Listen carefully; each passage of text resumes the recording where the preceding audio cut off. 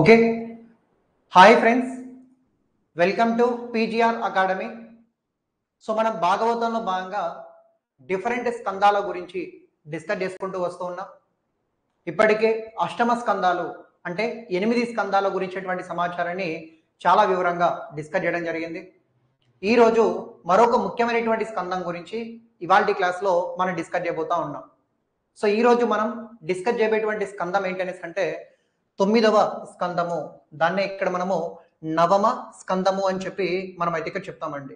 నవమ స్కందము అనేటువంటి స్కందం గురించి ఇవాల్టి క్లాస్లో మనం ఏంటనేసి అంటే డిస్కషన్ చేయబోతా ఉన్నాం. సో ఈ నవమ స్కందము గురించినటువంటి సమాచారాన్ని ఇవాల్టి క్లాస్లో చాలా అంటే చాలా వివరంగా ఎగ్జామినేషన్ పాయింట్ ఆఫ్ వ్యూలో మనకి ఎంతవరకు అవసరమో దాని వరకు మనం ఏంటనేసి అంటే వివరంగా డిస్కస్ చేసే ప్రయత్నం చేద్దాం. సో ఒకసారి లైవ్లో ఉన్న వాళ్ళు కామెంట్ చేయండి, నా వాయిస్ అండ్ పీపీటీ సో అంతా కూడా క్లియర్ ఉందా? సో వాయిస్ అండ్ పీపీటీ అంతా కూడా క్లియర్ ఉంది అన్నట్లయితే మనం ఎక్కువ లేట్ చేయకోకుండా మన ఇవాల్టి సెషన్ని స్టార్ట్ చేసే ప్రయత్నం చేద్దాం. సో రీసౌండ్ అలా అంటున్నారు, ఒకసారి రీజాయిన్ అవ్వండి, అంతా కూడా క్లియర్ ఉంటుంది. సో అందరికీ హాయ్ అండి, very very good morning. So ఈరోజు కూడా చాలా ఇంట్రెస్టింగ్ పాయింట్స్ తోటి మంచి మంచి స్టోరీస్ తోటి రావడం జరిగింది. ప్రతి విషయాన్ని కూడా మనం ఏంటనేసి అంటే వివరంగా డిస్కస్ చేసే ప్రయత్నం చేద్దాం. సో ఇప్పటికే మనము 8 స్కందాల గురించి డిస్కస్ చేసాము. భాగవతంలో భాగంగా మరొక ముఖ్యమైనటువంటి స్కందం గురించి డిస్కస్ చేసే ప్రయత్నం చేద్దాం. అయితే ఇక్కడ నవమ స్కందంలో చాలా విషయాలు మనకు ఉంటాయండి. ఫర్ ఎగ్జాంపుల్ నవమ స్కందంలో ఎలాంటి స్టోరీస్ మనకు ఉంటాయి అనేటువంటి విషయాన్ని చూస్తే మొదటగా అంబరీషుడి కథ లేదా అంబరీషుడి కథ గురించి మనకేంటనేసి అంటే ఉంటుంది. అలాగే మనం చూసుకున్నట్లయితే ఈ విధంగా గంగావతరణం, గంగని ఈ విధంగా భూమి మీదకి ఏ విధంగా తీసుకొని వస్తారు అనేటువంటి విషయం కూడా ఇక్కడ మనం నేర్చుకుంటాం.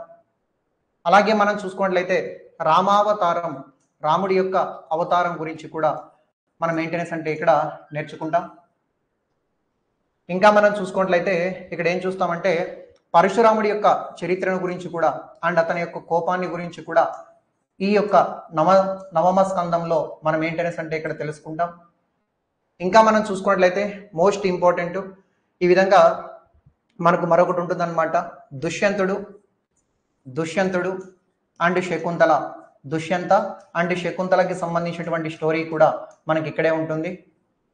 ఇంకా మనం చూసుకుంటే యయాతి చరిత్ర అనేటువంటి విషయాన్ని కూడా మనం ఇవాల్టి క్లాస్లోనే డిస్కస్ చేయబోతున్నాం.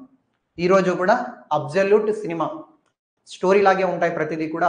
ఇవాల్టి క్లాస్లో మనం మెయింటెనెన్స్ అంటే డిస్కస్ చేసే ప్రయత్నం చేద్దాం. చూడండి, ఇన్ని డిస్కస్ చేయబోతున్నాం మనం ఇవాళ. అంబరీషుడి కథ, గంగావతారణం, రాముని అవతారం, పరశురాముడి యొక్క కథ, అలాగే యయాతి చరిత్ర, దుష్యంత మహారాజు, శకుంతలకి సంబంధించినటువంటి లవ్ స్టోరీ, వీటి గురించినటువంటి సమాచారాన్ని ఇవాల్టి క్లాస్లో మనం మెయింటెనెన్స్ అంటే చాలా వివరంగా డిస్కస్ చేయబోతున్నాం. మనకి ఎగ్జామినేషన్ అలా అడుగుతాడు. ఈ విధంగా మనం చూసుకుంటే పరశురాముడి గురించి అండ్ రాముడి యొక్క అవతారం గురించి భాగవతంలో భాగంగా ఈ క్రింది ఏ స్కందంలో మనకు పేర్కొనడం జరిగింది అనేసి అంటే 9వ స్కందంలో పేర్కొంటుంది. ప్రతి స్కందంలో ఏ విషయాల గురించి పేర్కొంటారు, థీమ్ ఏంటి అనేటువంటి అంశాన్ని బాగా నేర్చుకోండి. ఎటు తిరిగినా కూడా 1-2 మార్కులు వస్తే మ్యాక్సిమం పోకుండా ఉంటుంది. ఓకేనా? సరే, మరి ఎక్కువ లేట్ చేయకోకుండా మన ఇవాల్టి సెషన్ని డైరెక్ట్గా ఈ ఫస్ట్ స్టోరీ తోటి మొదలు పెడదాం. అంబరీషుడి యొక్క కథ గురించి మనం మెయింటెనెన్స్ అంటే ఇక్కడ తెలుసుకునే ప్రయత్నం చేద్దాం. చూడండి, స్టార్ట్ చేస్తున్నాక అంబరీషుడు గురించినటువంటి సమాచారాన్ని మనం తెలుసుకుందాం. అంబరీషుడికి సంబంధించిన చరిత్ర లేదంటే కథ అని చెప్పి హెడ్డింగ్ పెట్టుకోండి, సరిపోతుంది. అయితే ముందుగా కొన్ని పేర్లు నేర్చుకోండి, తర్వాత మన స్టోరీలోకి వెళ్దాం. అంబరీషుడి భార్య పేరు శీలవతి అని చెప్పి చెప్తాం. అంబరీషుడి భార్య పేరు శీలవతి. అలాగే తను ఎవరి సంతానము అనేసి అంటే నాభాగుడు అనేటువంటి వ్యక్తి యొక్క సంతానము, నాభాగుడు యొక్క సంతానము అని చెప్పి మనం చెప్తాం. ఇంతకీ అంబరీషుడు నాభాగుడి యొక్క కుమారుడు అంటున్నా, ఇంతకీ లేదు ఏ వంశము అనేసి అంటే ఈ విధంగా మనం చూసుకుంటే ఇక్ష్వాకు వంశమేనట. ఈరోజు మనం చాలా మంది వ్యక్తుల గురించి మనం మాట్లాడుకుంటాం. వాళ్ళందరూ కూడా రాముడికి సంబంధించినటువంటి పూర్వీకులు అని చెప్పచ్చు. ఈ అంబరీషుడు కూడా ఇక్ష్వాకు వంశానికి సంబంధించిన వ్యక్తి, సూర్యవంశానికి సంబంధించిన వ్యక్తి. ఈ విధంగా రాములు వారి యొక్క పూర్వీకులుగా మనం ఏంటనేసి అంటే ఇక్కడ చెప్పవచ్చును అనేటువంటి ఒక విషయాన్ని గమనించండి. ఓకేనా? సో ఫస్ట్ అయితే నాభాగుడి యొక్క కుమారుడు, ఇక్ష్వాకు వంశానికి సంబంధించిన రాజు, శ్రీరాముడి యొక్క పూర్వీకులు అని చెప్పి ఒక మాటగా గుర్తుపెట్టుకోండి. ఇతని భార్య పేరు ఏంటనేసి అంటే శీలవతి అనేటువంటి అంశాన్ని కూడా ఒకసారి చూడండి. నెక్స్ట్ పాయింట్ ఏంటంటే అంబరీషుడు గురించి మనం మాట్లాడాలంటే ఇతను గొప్ప చక్రవర్తి అండి. ఇతను ఒక గొప్ప చక్రవర్తి. తన రాజ్యాన్ని చాలా చక్కగా పరిపాలించేవాడు. ఇతను పరిపాలించేటప్పుడు తన రాజ్యంలో సుఖశాంతులతో అందరూ కూడా హ్యాపీగా ఉన్నారు.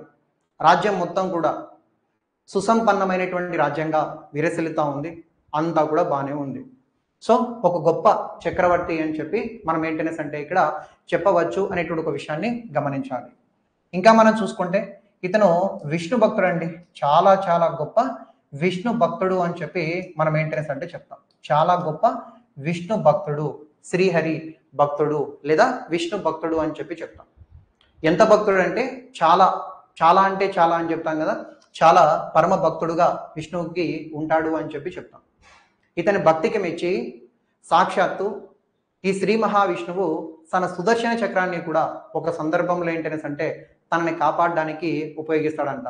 అంటే చూడండి, ఇతని భక్తికి మెచ్చి సాక్షాత్తు శ్రీ మహావిష్ణువే తనని రక్షించడం కోసం ఒకానొక సందర్భంలో తన సుదర్శన చక్రాన్ని కూడా వదిలి తనని ఏంటనేసి అంటే ఒక సమస్య నుండి కాపాడుతాడు. ఆ సమస్య ఏంటి, అలాంటి స్టోరీ ఏంటి అనేటువంటి విషయాన్ని మనం ఏంటనేసి అంటే ఇక్కడ తెలుసుకుందాం.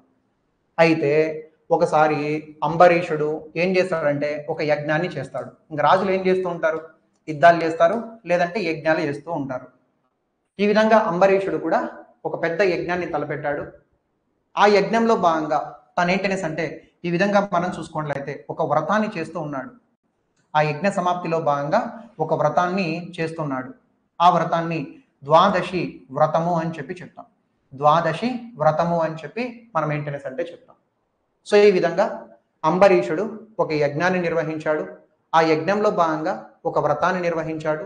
ఆ వ్రతాన్ని మనం ఏమంటామంటే ద్వాదశి వ్రతము అని చెప్పి మనం చెప్తాం. వాళ్ళ భార్యతో దాదాపుగా సంవత్సరం పాటు చాలా అంటే చాలా నిష్టగా అంబరీషుడు ఇలాంటి యజ్ఞాన్ని చాలా చక్కగా నిర్వహించాడనమాట. అయితే ఈ విషయాన్ని ప్రధానంగా మనం చూసుకున్నట్లయితే ఏం జరుగుతుంది అనేటువంటి విషయాన్ని గమనించండి. ఈ విధంగా తను ఏంటనేసి అంటే యజ్ఞం తర్వాత దాంట్లో భాగంగా ద్వాదశి వ్రతాన్ని సంవత్సరం పాటు వాళ్ళ భార్యతో కలిసి చక్కగా నిష్టగా నిర్వహిస్తూ ఉన్నాడు. ఒకసారి ఏం జరిగిందంటే నారదుడు ఉంటాడు కదా,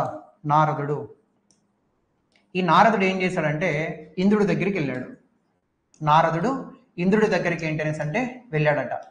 ఇంద్రుడి దగ్గరికి వెళ్ళి ఈ విషయం చెప్తున్నాడు. ఇంద్రుడా, నీకు ఈ విషయం తెలుసా? ఈ విధంగా అంబరీషుడు అనేటువంటి రాజు ఒక యజ్ఞాన్ని చేసి ద్వాదశ వ్రతాన్ని నిర్వహిస్తున్నాడట. ఇన్ కేస్ ఆ ద్వాదశి వ్రతం ముగిస్తే ఖచ్చితంగా సక్సెస్ఫుల్ అయిపోతే అతనికి తిరిగి ఉండదు.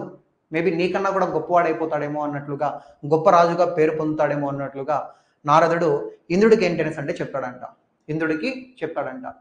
అప్పుడు ఇంద్రుడు ఏంటనేసి అంటే కొంచెం ఏంటనేసి అంటే ఎవరికైనా అసూయే కదా, తనకంటే గొప్ప రాజు అవుతాడేమో అని చెప్పి ఈ విధంగా ఇంద్రుడికి కూడా కొంచెం అసూయ పుట్టిందనమాట. అప్పుడు ఇంద్రుడు ఏం చేశాడంటే దుర్వాస మహర్షి దగ్గరికి వెళ్తాడు. దుర్వాస మహర్షి ఇతని దగ్గరికి రావడము లేదంటే దుర్వాస మహర్షి దగ్గరికి ఇతను వెళ్ళడము, మొత్తానికి ఏంటనేసి అంటే దుర్వాస మహర్షిని కలుస్తాడు అని చెప్పి చెప్తాం. దుర్వాస మహర్షి ఎంటర్ అయ్యాడంటే మీకు అర్థమవుతుంది ఇక్కడ ఎవరికో మూడబోతా ఉందని. కానీ ఈసారి సీన్ రివర్స్ అవుతుంది. ఈసారి దుర్వాస మహర్షికే మూడుతుంది అనమాట. మనం చాలా వరకు ఇప్పటి వరకు దుర్వాస మహర్షి గురించి అనేక సందర్భాల్లో మాట్లాడుకున్నాం. దుర్వాస మహర్షి ముక్కోపి అని, అతను శాపం పెడితే తిరుగు ఉండదని ఇప్పటికే మీకు నేను చాలాసార్లు చెప్పున్నాను. ఈసారి దుర్వాస మహర్షికే ఏంటనేసి అంటే మూడుతుంది అనమాట. ఎలా సార్ ఏంటి అనేది నేను స్టోరీ చెప్తాను, జాగ్రత్త వినండి. పాయింట్ ఏంటంటే ఇంద్రుడు దుర్వాస మహర్షిని మీట్ అయ్యి వెంటనే తన పాదాల మీద పడిపోతాడు. షాక్ అవుతాడు దుర్వాస మహర్షి. అంత గొప్ప రాజు, దేవలోకానికి అధిపతిగా ఉన్నటువంటి ఇంద్రుడు, అలాంటి ఇంద్రుడు నా కాళ్ళ మీద పడ్డం ఏంటి అని చెప్పి ఆశ్చర్యపోతాడు. ఏం కావాలి నీకు ఇంద్రుడా, కోరుకో, ఏం కావాలో నేను ఇస్తాను అంటే మొత్తానికి అలా ఇలా మాట్లాడి నువ్వు ఈ విధంగా ఒకసారి అంబరీషుడి దగ్గరికి ఏంటనేసి అంటే విందు కోసం వెళ్ళు అన్నట్లుగా చెప్తాడనమాట. ఈ విధంగా దుర్వాస మహర్షి ఈ విధంగా దుర్వాస మహర్షి ఏంటనేసి అంటే ఈ విధంగా దుర్వాస మహర్షి అంబరీషుడి దగ్గరికి ఏంటనేసి అంటే వస్తాడు. దుర్వాస మహర్షి అంబరీషుడి దగ్గరికి వస్తాడు అనేటువంటి ఒక విషయాన్ని మీరు గమనించాలి. అయితే ఈ ద్వాదశి వ్రతం అనేది ఎక్కడ జరుగుతూ ఉందనేసి అంటే సరస్వతి నది ఒడ్డున జరుగుతూ ఉందండి. సో బిట్స్ మిస్ కాకూడదు. సో కాబట్టి ప్రతి పాయింట్ కూడా చెప్పడానికి ట్రై చేస్తున్నా. ద్వాదశి వ్రతం అనేది ఎక్కడ జరుగుతూ ఉందంటే సరస్వతి నది ఒడ్డున ద్వాదశి వ్రతం జరుగుతూ ఉంది. ఆ వ్రతం జరిగేటప్పటికి దుర్వాస మహర్షి ఏంటనేసి అంటే అక్కడికి వస్తున్నాడు. అంబరీషుడి దగ్గరికి వస్తూ ఉన్నాడు. అంతా అయిపోయిందండి. వ్రతం మొత్తం కూడా కంప్లీట్ అయిపోయింది అంతే. సంవత్సరం పాటు వ్రతం చేసేసాడు. ఇంకా జస్ట్ స్నానం చేసి అక్కడికి వచ్చినారనమాట. ఎవరు? ఈ విధంగా మన అంబరీషుడు, శీలవతి అందరూ. వ్రతం కంప్లీట్ అయిపోయింది. మొత్తం అంతా కూడా అయిపోయింది. స్నానం చేసి రెడీగా ఉన్నారు ఆ వ్రతాన్ని పూర్తి చేయడం కోసం. అంటే వ్రతం అయిపోయింది. ఉపవాస దీక్షలు సంథింగ్ ఉంటాయి కదా, ఆ ఉపవాస దీక్షలు కంప్లీట్ చేయడానికి మన వాళ్ళు సిద్ధంగా ఉన్నారు. అప్పుడు వచ్చాడు దుర్వాస మహర్షి. దుర్వాస మహర్షి రాగానే ఈ విధంగా అంబరీషుడు ఏంటనేసి అంటే దుర్వాస మహర్షికి సాదరంగా ఆహ్వానిస్తాడు. ఆహ్వానించి ఈ విధంగా ఫుడ్కి ప్రొవైడ్ చేస్తాను అని చెప్పాడు. ఫుడ్ ప్రొవైడ్ చేస్తాను అంటాడు. దానికి సంతోషించినటువంటి దుర్వాస మహర్షి పక్కనే ఉన్నటువంటి యమునా నదిలోకి వెళ్ళి ఈ విధంగా స్నానాలను నిర్వహించి వస్తాను అని చెప్పి అంబరీషుడికి చెప్పాడు. దుర్వాస మహర్షి అంబరీషుడి దగ్గరికి రావడం, అతను ఫుడ్ని ప్రొవైడ్ చేస్తాననడం, దుర్వాస మహర్షి ఈ విధంగా యమునా నదికి వెళ్ళి స్నానాలు నిర్వహించుకొని వస్తాను అని చెప్పి వెళ్తాడనమాట. వెళ్ళినటువంటి ఈ విధంగా మనం చూసుకున్నట్లయితే దుర్వాస మహర్షి ఎంతసేపటికి రావడం లేదు. టైం ఏమో గడిచిపోతూ ఉంది, ఇంకా రావడం లేదు. చూస్తూనే ఉన్నారు మన వాళ్ళు. ఎవరు? మన అంబరీషుడు, శీలవతి అండ్ వాళ్ళకి సంబంధించిన వాళ్ళందరూ కూడా చూస్తున్నారు. ఇంకా రాలేదే అని చెప్పి. అయితే అక్కడ ఉన్నటువంటి కొంతమంది మహర్షులు, పెద్దలు అంబరీషుడికి చెప్తారు, అంబరీష, సమయం కావస్తా ఉంది. సమయం దాటిపోతే మీరు ఇన్ని రోజుల పాటు చేసినటువంటి వ్రతం భంగమైపోతుంది. దాని యొక్క ఫలితం దక్కదు. సో కాబట్టి మీరు ఎట్లాగైనా సరే కనీసం మంచినీళ్ళైనా తీసుకోండి. ఇక్కడితో ఉపవాస దీక్ష కంప్లీట్ అయిపోయినట్లు ఉంటుంది. పారుణాన్ని అంటాం అనమాట. పారణం అని అంటాం. అంటే ఉపవాసం అయిపోయిన తర్వాత అన్నపానీయాలను భుజించడాన్ని పారుణం అని చెప్పి చెప్తామంట. ఈ విధంగా మంచినీళ్ళైనా తాగండి, ఉపవాస దీక్ష కంప్లీట్ అయిపోతుంది.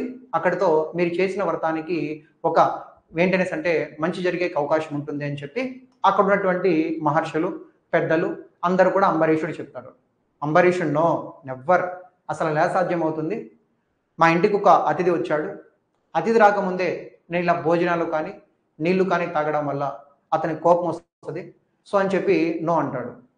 కానీ అక్కడ ఉన్నటువంటి పెద్దలు మరీ బలవంత పెట్టడంతో మొత్తానికి ఏంటనేసి అంటే అంబరీషుడు ఒక గుటికెడు మంచినీళ్ళు ఏంటనేసి అంటే తాగాడు. అక్కడితో ఆ వ్రతం మొత్తం పూర్తయిపోయింది. అట్లా తాగాడో లేదో వెంటనే వచ్చేసాడు దుర్వాస మహర్షి.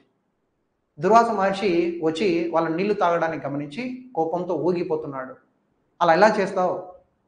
నీ ఇంటికి ఒక అతిథి వస్తే అతిథి భుజించకముందే నీవు ఏ విధంగా మంచినీళ్ళను కానీ అలాగే ఫుడ్ కానీ ఎలా తినగలవు నువ్వు?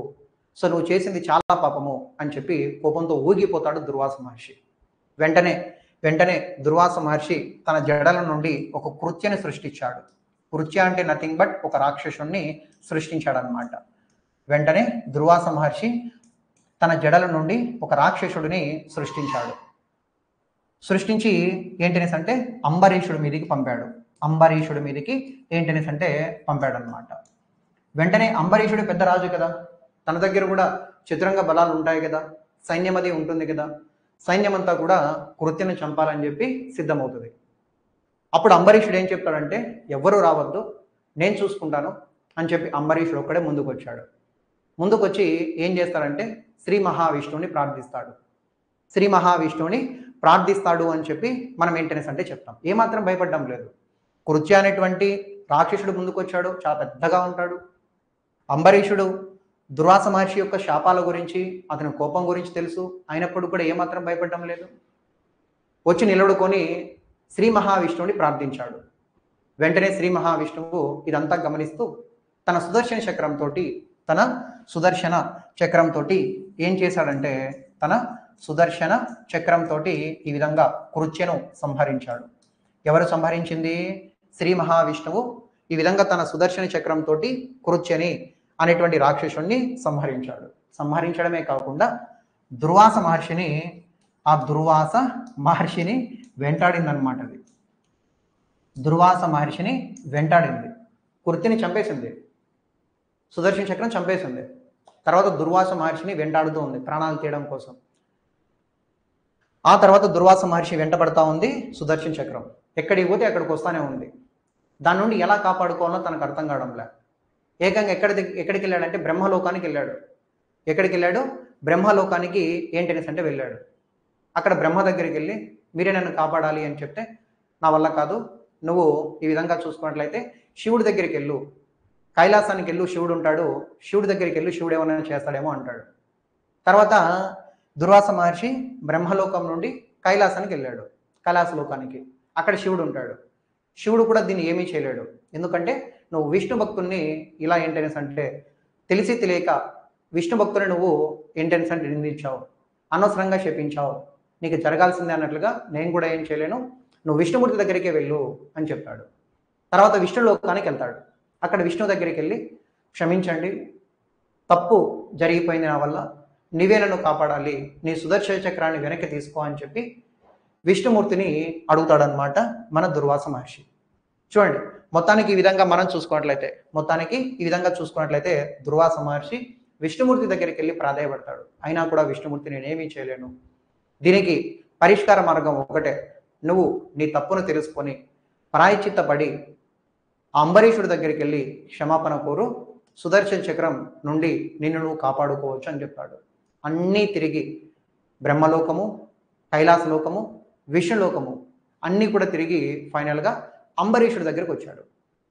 జరిగిందంతా కూడా చెప్పి క్షమాపణ కోరతాడు, ప్రాయచిత్తం చెందుతాడు. దీనికన్నా ఏముంటుంది? ఇంకా ప్రాయచిత్తానికి మించినటువంటిది ఏదీ లేదు. ఓకేనా?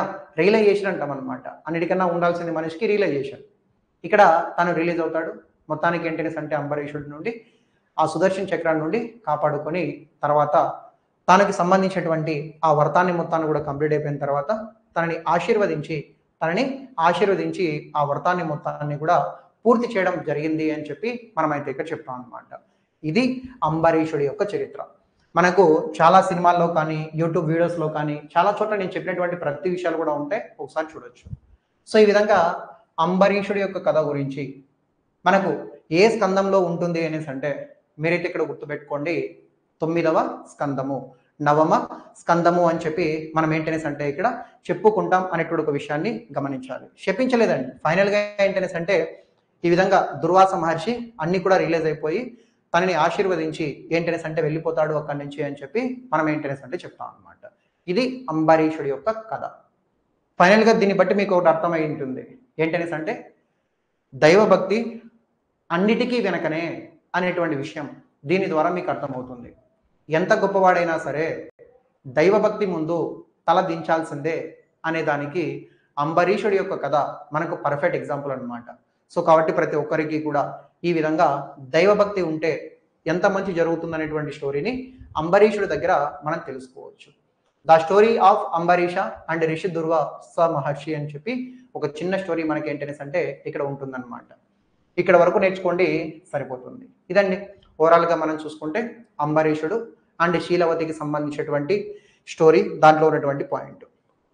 నెక్స్ట్ చూద్దాం, గంగావతరణం ఏంటి, ఈ గంగావతరణం ఏంటి, దీని యొక్క ఇంపార్టెన్స్ ఏంటి అనేటువంటి విషయాన్ని మనం ఏంటనేసి అంటే ఇక్కడ తెలుసుకునే ప్రయత్నం చేద్దాం. ఓకేనా? నెక్స్ట్ స్టోరీ చూడండి, ఇక్కడ సెకండ్ స్టోరీ అండి, గంగావతరణం. ఇది ఇంకా ఇంట్రెస్టింగ్గా ఉంటుంది, ఇంకా ఇంట్రెస్టింగ్గా ఉంటుంది అనమాట. జాగ్రత్తగా చూసుకునే ప్రయత్నం చేయండి. చిన్నప్పుడు మీరు ఇంటర్మీడియట్లో ఆ టైంలో ఉన్నప్పుడు భగీరథుడు తన పూర్వీకుల యొక్క ఏంటనేసి అంటే దాన్ని ఏమంటాం, పూర్వీకులు చనిపోతారనమాట. ఆ పూర్వీకులకు గంగానది ద్వారా తర్పణాన్ని అందిస్తాడు అనేటువంటి స్టోరీ ఇంటర్మీడియట్లో మీకు ఉంటుందన్నమాట, సాంస్క్రిట్లో. ఆ స్టోరీనే మనం ఏంటనేసి అంటే ఇక్కడ చెప్పుకోబోతున్నాము. జస్ట్ మీరు గంగావతరణం అనేటువంటి ఒక పాయింట్ని గుర్తుపెట్టుకోండి, మిగతాది మొత్తాన్ని కూడా నేను చెప్తాను. గంగావతరణం ఈ క్రింది ఏ స్కందంలో ఉంటుందంటే 9వ స్కందంలో ఉంటుంది. ఇంకా వినండి, మళ్ళీ ఇంకొక చక్రవర్తి దగ్గరికి వెళ్దాం మనం. ఇప్పుడు మనం ఏ చక్రవర్తి దగ్గరికి వెళ్దామంటే మళ్ళీ అదే సూర్యవంశం, ఇక్ష్వాకు వంశం, మనువు వంశంలో ఉన్నటువంటి మరో చక్రవర్తి. అతని పేరే సగరుడు అని చెప్పి మనం చెప్తాం. అతని పేరే ఈ విధంగా మనం చూసుకున్నట్లయితే మోస్ట్ ఇంపార్టెంట్ సగరుడు అని చెప్పి చెప్తాం. సగరుడు ఇతను కూడా ఏ వంశానికి సంబంధించిన వ్యక్తి అంటే ఇతను కూడా రాముడి వాళ్ళ పూర్వీకులే, అయోధ్యని పరిపాలించే వాళ్ళే, ఇక్ష్వాకు వంశానికి సంబంధించిన వాళ్ళే, వైవసత్వపు మనువు అనేటువంటి వ్యక్తి ఉంటాడు కదా, వాళ్ళకి సంబంధించినటువంటి వాళ్ళే అనేటువంటి అంశాన్ని మీరు గుర్తుపెట్టుకోవాలి. చూడండి, ఇక్కడ సగరుడు గురించి మనం మాట్లాడుకుందాం. సగరుడు గురించి మనం మెయింటెనెన్స్ అంటే మాట్లాడుకుందాం.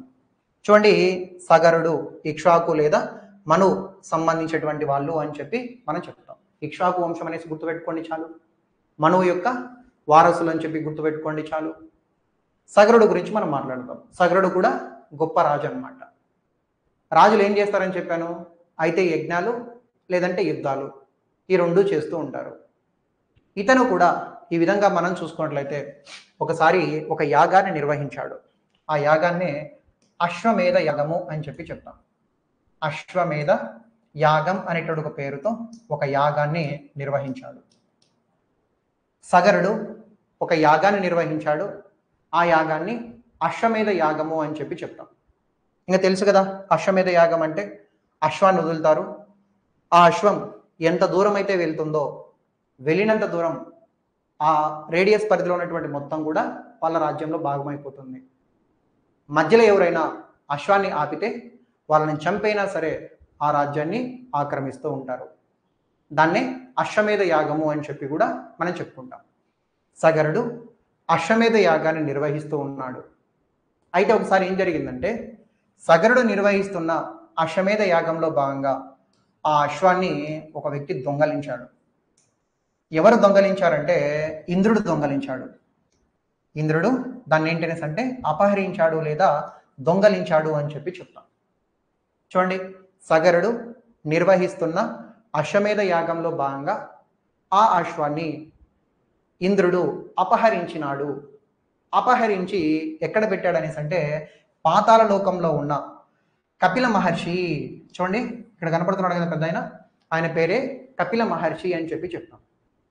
అశ్వాన్ని దొంగలించినటువంటి ఇంద్రుడు అశ్వాన్ని తీసుకుని వెళ్ళి పాతాళ లోకంలో తన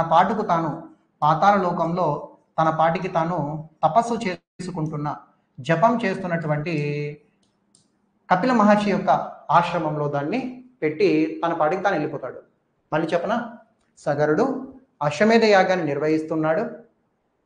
ఆ క్రమంలో ఇంద్రుడు అశ్వాన్ని అపహరించి పాతాళ లోకంలో ఉన్న కపిల మహర్షి ఆశ్రమంలో తన పాటికి తాను జపం చేసుకుంటూ ఉండగా అక్కడ ఆ యొక్క ఏంటనేసి అంటే అశ్వాన్ని వదిలి వెళ్ళిపోయాడు అని చెప్పి మనం అయితే చెప్తాం. తర్వాత ఏం జరిగింది, సగరుడు చూస్తున్నాడు, అంతలక్కలా ఎదుగుతూ ఉన్నాడు, అన్ని చోట్ల ఎదుగుతున్నాడు. అశ్వం ఎక్కడా కనపడ్డంలా. మరి ఎవరు అపహరించుంటారు, ఎవరు కట్టేసి ఉంటారు అని చెప్పి ఆలోచన చేస్తున్నాడు. దాంట్లో భాగంగా తన కొడుకులు పంపించాడు. తన కొడుకులను ఏంటనేసి అంటే పంపించినాడు అని చెప్పి మనమైతే ఇక్కడ చెప్పుకుంటాం అనమాట. తన కొడుకులను పంపించినారంటాం. సగరుడికి దాదాపుగా 60,000 మంది పుత్రులు ఉంటారంట. సగరుడికి దాదాపుగా 60,000 మంది పుత్రులు ఏంటనేసి అంటే ఉంటారట. ఈ 60,000 మంది పుత్రులు ఈ విధంగా అశ్వాన్ని వెతుకుతూ పాతాళ లోకానికి చేరుకున్నారు. పాతాళ లోకానికి చేరుకుని అక్కడ కపిల మహర్షి ఏంటనేసి అంటే జపం చేస్తూ ఉన్నాడు. వాళ్ళు ఏమని భావించారంటే ముందు వెనక ఆలోచించకుండా వాళ్ళు ఏమని ఆలోచించారంటే కపిల మహర్షే అశ్వాన్ని దొంగలించి దొంగ జపం చేస్తున్నాడేమో అని చెప్పి వాళ్ళు భావించారు. వెంటనే 60,000 మంది పుత్రులు అశ్వాన్ని తీసుకోవడం కోసం కపిల మహర్షిని చంపి అశ్వాన్ని తీసుకోవడం కోసం కపిల మహర్షి మీదకి దూకారు. వెంటనే కపిల మహర్షి కళ్ళు తెరిచాడు. చూడండి, ఇక్కడ కనపడుతుందా, కపిల మహర్షి కళ్ళు తెరిచాడు. జపం చేస్తున్నటువంటి కపిల మహర్షి, ఇక్కడ గుర్రం ఉంది, కపిల మహర్షి కళ్ళు తెరిచాడు. కళ్ళు తెరవడంతో ఇంకేముంది, ఆ నేత్రాగ్నిలో ఆ నేత్రాగ్నిలో 60,000 మంది సగరుని యొక్క పుత్రులు మొత్తం బూడిదైపోయారు. సగరుడి యొక్క పుత్రులు మొత్తం కూడా ఏంటనేసి అంటే బూడిద అయిపోయారు అని చెప్పి మనం ఏంటనేసి అంటే ఇక్కడ చెప్తాం. ఈ విధంగా కపిల మహర్షి జపం చేస్తుండగా అతన్ని సంహరించడం కోసం వచ్చినటువంటి సగరపుత్రులు 60,000 మందిని బూడిద చేసింది ఎవరు అనేసి అంటే కపిల మహర్షి అని చెప్పి మనమైతే ఇక్కడ చెప్తాం. తర్వాత ఏమైందంటే వీళ్ళందరూ కూడా మొత్తానికి ఇతని కోపానికి బూడిదైపోయారనమాట. బూడిద అయ్యారు అని చెప్పి మనం చెప్పచ్చు. సరే, సగరుడు అశ్వం కోసం తన కుమారులు పంపించాడు. అశ్వము రాలేదు, కుమారులు రాలేదు. ఏం జరిగిందో అర్థం కాలేదు. అప్పుడు ఏం చేశాడంటే తన మనవుణ్ణి పంపుతాడనమాట. తన మనవుడు పేరు ఏంటనేసి అంటే అంశుమంతుడు అని చెప్పి చెప్తాం. తన మనవుడు పేరు అంశుమంతుడు అని చెప్పి చెప్తాం. ఈ అంశుమంతుడు అనేటువంటి ఒక వ్యక్తిని పంపుతాడు. ఇతను కూడా వెతుకుతూ పాతాళ లోకానికి వచ్చాడు. పాతాళ లోకానికి వచ్చి కపిల మహర్షిని చూశాడు. బట్ ఇతను ఆలోచించి జరిగిన దాన్ని మొత్తాన్ని కూడా గ్రహించి అంతా కూడా తెలుసుకొని కపిల మహర్షి దగ్గరికి వెళ్ళి, సారీ సార్, తప్పైపోయింది, అశ్వాన్ని ఇస్తే మేము వెళ్ళిపోతాము అన్నట్లుగా తనని ప్రార్థించి మొత్తానికి అశ్వాన్ని తీసుకొని ఆ అశ్వమేధ యాగాన్ని మొత్తాన్ని కంప్లీట్ చేశాడు అని చెప్పి చెప్తాం. అశ్వమేధ యాగాన్ని మొత్తాన్ని కూడా ఎవరు ఇక్కడ కంప్లీట్ చేశాడు అనేసి అంటే అంశుమంతుడు అనేటువంటి క్యారెక్టర్ అశ్వాన్ని తీసుకొని అశ్వమేధ యాగాన్ని కంప్లీట్ చేశాడు అని చెప్పి మనం ఏంటనేసి అంటే ఇక్కడ చెప్పుకుంటాం అనేటువంటి ఒక విషయాన్ని మీరైతే గమనించాల్సి ఉంటుందన్నమాట. ఇది ఇక్కడ మీరు నేర్చుకోవాల్సినటువంటి స్టోరీ, చాలా చాలా ఇంపార్టెంట్. చూడండి, సగరుడు ప్రారంభించిన అశ్వమేధ యాగంలో భాగంగా అంశుమంతుడు అశ్వాన్ని ఫైనల్గా తీసుకొని కంప్లీట్ చేశారు అని చెప్పి మనం ఏంటనేసి అంటే ఇక్కడ చెప్పుకుంటాం అనేటువంటి ఒక విషయాన్ని మీరైతే ఇక్కడ గమనించాల్సి ఉంటుందన్నమాట. So very important. కానీ అంశుమంతుడు తన ఎవరైతే ఉన్నారో తన పూర్వీకులు ఈ విధంగా బూడిదైనటువంటి విషయాన్ని తెలుసుకొని కూడా ఏమీ చేయలేనటువంటి పరిస్థితి అన్నమాట. అంశుమంతుడి తర్వాత దిలీపుడు లాంటి వ్యక్తి వస్తాడు. దిలీపుడు లాంటి వ్యక్తి కూడా ఏమీ చేయలేదు. దిలీపుడు తర్వాత మోస్ట్ ఇంపార్టెంట్ పర్సన్ మన స్టోరీలో భగీరథుడు అనేటువంటి క్యారెక్టర్ ఎంటర్ అవుతాడు. భగీరథుడు అనేటువంటి క్యారెక్టర్ ఎంటర్ అవుతాడు అనమాట. ఈ విధంగా అంశుమంతుడు తర్వాత దిలీపుడు తర్వాత వచ్చినటువంటి భగీరథుడు గురించి మనం మాట్లాడాలి. అయితే భగీరథుడు తన పూర్వీకులకు జరిగినటువంటి ఈ అంశం గురించి తెలుసుకున్నాడు. తన పూర్వీకులకు జరిగినటువంటి పాతాళ లోకంలో తన పూర్వీకులు బూడిదైనటువంటి విషయాన్ని తాను తెలుసుకొని ఎలాగైనా సరే వాళ్ళకి మోక్ష మార్గాన్ని అందించాలి, వాళ్ళకి గంగలాంటి ఏంటనేసి అంటే దేవతని భూమి మీదకి తీసుకొని వచ్చి భూమి నుండి పాతాళానికి తీసుకొని వచ్చి వాళ్ళకి తర్పణాలు వదలాలి అని చెప్పి తను నిర్ణయించుకున్నాడు. దాంట్లో భాగంగా భగీరథుడు గంగ కోసం ఘోర తపస్సు చేశాడు. ఘోర తపస్సు చేసి దివి నుండి భూమికి ఈ విధంగా ఏంటనేసి అంటే ఈ విధంగా మనం చూసుకున్నట్లయితే భగీరథుడు గంగని తీసుకురావడంలో సఫలమయ్యాడు. ఈ విధంగా ఆ గంగ యొక్క జలంతో తన పూర్వీకులకి తర్పణాలు వదిలి వాళ్ళ ఆత్మకి శాంతి కలిగేలా చేశాడు అని చెప్పి మనం చెప్తాం. ఈ విధంగా దిలీపుడి కుమారుడైనటువంటి భగీరథుడు తన పూర్వీకులకు జరిగినటువంటి ఈ అంశానికి తర్పణాలు వదిలి వాళ్ళకి ఏంటనేసి అంటే ఈ విధంగా చేశాడు అనేటువంటి ఒక విషయాన్ని మీరైతే గుర్తుపెట్టుకుంటే చాలన్నమాట. ఇది సగరుడికి సంబంధించినటువంటి స్టోరీ. గంగావతరణంలో మనకున్నటువంటి ముఖ్యమైనటువంటి పాయింట్స్ అన్నమాట. ఇక్కడి నుంచి కూడా మనం గతంలో క్వశ్చన్ అడిగాడు, జాగ్రత్త చూడండి. పాతాళ లోకంలో ఉన్నటువంటి ఒక మహర్షి పేరు కపిల మహర్షి అని చెప్తాము. ఆ కపిల మహర్షికి సగరుడి యొక్క సంతానానికి మధ్య జరిగినటువంటి స్టోరీలో భాగంగా గంగావతరణం అనేది మనకు ఉంటుంది అనేటువంటి ఒక విషయాన్ని మీరైతే గమనించాలి. ఇది గంగావతరణంలో భాగంగా మీరు నేర్చుకోవాల్సిన ముఖ్యమైనటువంటి పాయింట్స్ అనేసి మీరు గమనించాలి. నెక్స్ట్ చూడండి, మరొక స్టోరీని మాట్లాడుకుందాం. ఇంకా రాముడి అవతారం అండి. రాముడి అవతారం గురించి మీకు మళ్ళీ నేను చెప్పాల్సిన పని లేదు, ఎందుకంటే రాముడి అవతారం గురించి మన రామాయణాన్ని మాట్లాడుకున్నాం కాబట్టి మళ్ళీ మనకి ఇక్కడేమీ అవసరం లేదు. రాముడు దశరథుడి యొక్క కుమారుడు అని చెప్తాం. దశరథుడికి ఈ విధంగా కౌసల్య, సుమిత్ర, కైకేయి అనేటువంటి 3 భార్యలు, రామ, లక్ష్మణ, భరత, శత్రుఘ్నుడు అనేటువంటి 4 కుమారులు. ఏంటనేసి అంటే తర్వాత జరిగినటువంటి రామాయణం మొత్తం కూడా మీకు తెలిసి ఉన్నదే కాబట్టి మళ్ళీ ఇక్కడ నేను మొత్తాన్ని చెప్పి మీ టైంని మన కాలాన్ని రెండింటిని వృధా చేయను. డైరెక్ట్గా మీరు రామావతారం గురించి మనకు ఏ స్కందంలో ఉంటుంది అనేసి అంటే గుర్తుపెట్టుకోండి. ఈ విధంగా మనం చూసుకుంటే 9వ స్కందంలో రాముడి యొక్క అవతారం గురించి తెలియడం జరుగుతుంది అనేటువంటి ఒక మాటని నోట్ అని పెట్టుకొని ఒక పక్క రాసుకునే ప్రయత్నం చేయండి. ఓకేనా? మరి నెక్స్ట్ మనము మరొక స్టోరీని తెలుసుకునే ప్రయత్నం చేద్దాం. మరొక స్టోరీని మనమైతే ఇక్కడ తెలుసుకుందాం. ఈసారి ఎవరి దగ్గరికి వెళ్దామంటే పరశురాముడి దగ్గరికి వెళ్దాం. పరశురాముడి దగ్గరికి వెళ్దాం. అక్కడ చోటు చేసుకున్నటువంటి ముఖ్యమైనటువంటి స్టోరీస్ని మనం తెలుసుకుందాం. చూడండి, పరశురాముడికి సంబంధించినటువంటి చరిత్ర లేదా పరశురాముడి యొక్క కథ. పరశురాముడి కథ. అసలు ఎందుకు ఇతను 21 సార్లు క్షత్రియ రాజ్యాలను అంతమొందించి అసలు క్షత్రియ రాజులే ఉండకుండా చేయాలని నిర్ణయించుకున్నాడు? మీకు గుర్తుందా? చెప్పండి మరి చూద్దాం ఎవరైనా. ఈ విధంగా దశరథుడు తన కుమారులందరికీ కూడా వివాహాన్ని జరిపించిన తర్వాత మళ్ళీ ఏంటనేసి అంటే అయోధ్యకు వెళ్తున్నప్పుడు మార్గ మధ్యంలో దశరథుడికి ఎదురుపడింది ఎవరో మీకు గుర్తున్నారా? దశరథుడికి ఎదురుపడింది ఎవరో మీకు గుర్తున్నారా? పరశురాముడే కదా. పరశురాముడు ఎదురుపడిన వెంటనే దశరథుడు గజ గజ గజ వణికాడు. మమ్మల్ని ఏమీ చేయొద్దు, నా కుమారులను ఏమీ చేయొద్దు అని చెప్పి పరశురాముడిని ప్రాధేయపడ్డాడు అని చెప్పి మీకు చెప్పున్నా. ఎందుకు చెప్పానో కూడా ఆ రోజు మీకు ఆల్రెడీ చెప్పేశాను. బట్ ఈరోజు మళ్ళీ స్టోరీలో భాగంగా మళ్ళీ చెప్తాను. Very good. 21 సార్లు క్షత్రియ రాజ్యాలను సంహరించాలని చెప్పి నిర్ణయించుకున్నాడు, నిర్మూలిస్తాడు కూడా. మరి ఏం జరిగింది? ఎందుకు అంత కోపం మన పరశురాముడికి? అసలు పరశురాముడు ఎంత గొప్పవాడు, తన కోపం ఎంత బలమైనది, అలాగే తన తండ్రి మాటలకు తను ఏ విధంగా లెక్క చేస్తాడు అనేటువంటి విషయాన్ని మొత్తాన్ని కూడా మనం ఇక్కడ తెలుసుకునే ప్రయత్నం చేద్దాం. పరశురాముడి యొక్క కథ గురించి కూడా 9వ స్కందంలో మనకు చక్కగా వివరించడం జరుగుతుంది. మనం కూడా ఎగ్జామినేషన్ పాయింట్ ఆఫ్ వ్యూలో వీలైనంత వరకు కొన్ని పాయింట్స్ని మనం నేర్చుకుందాం.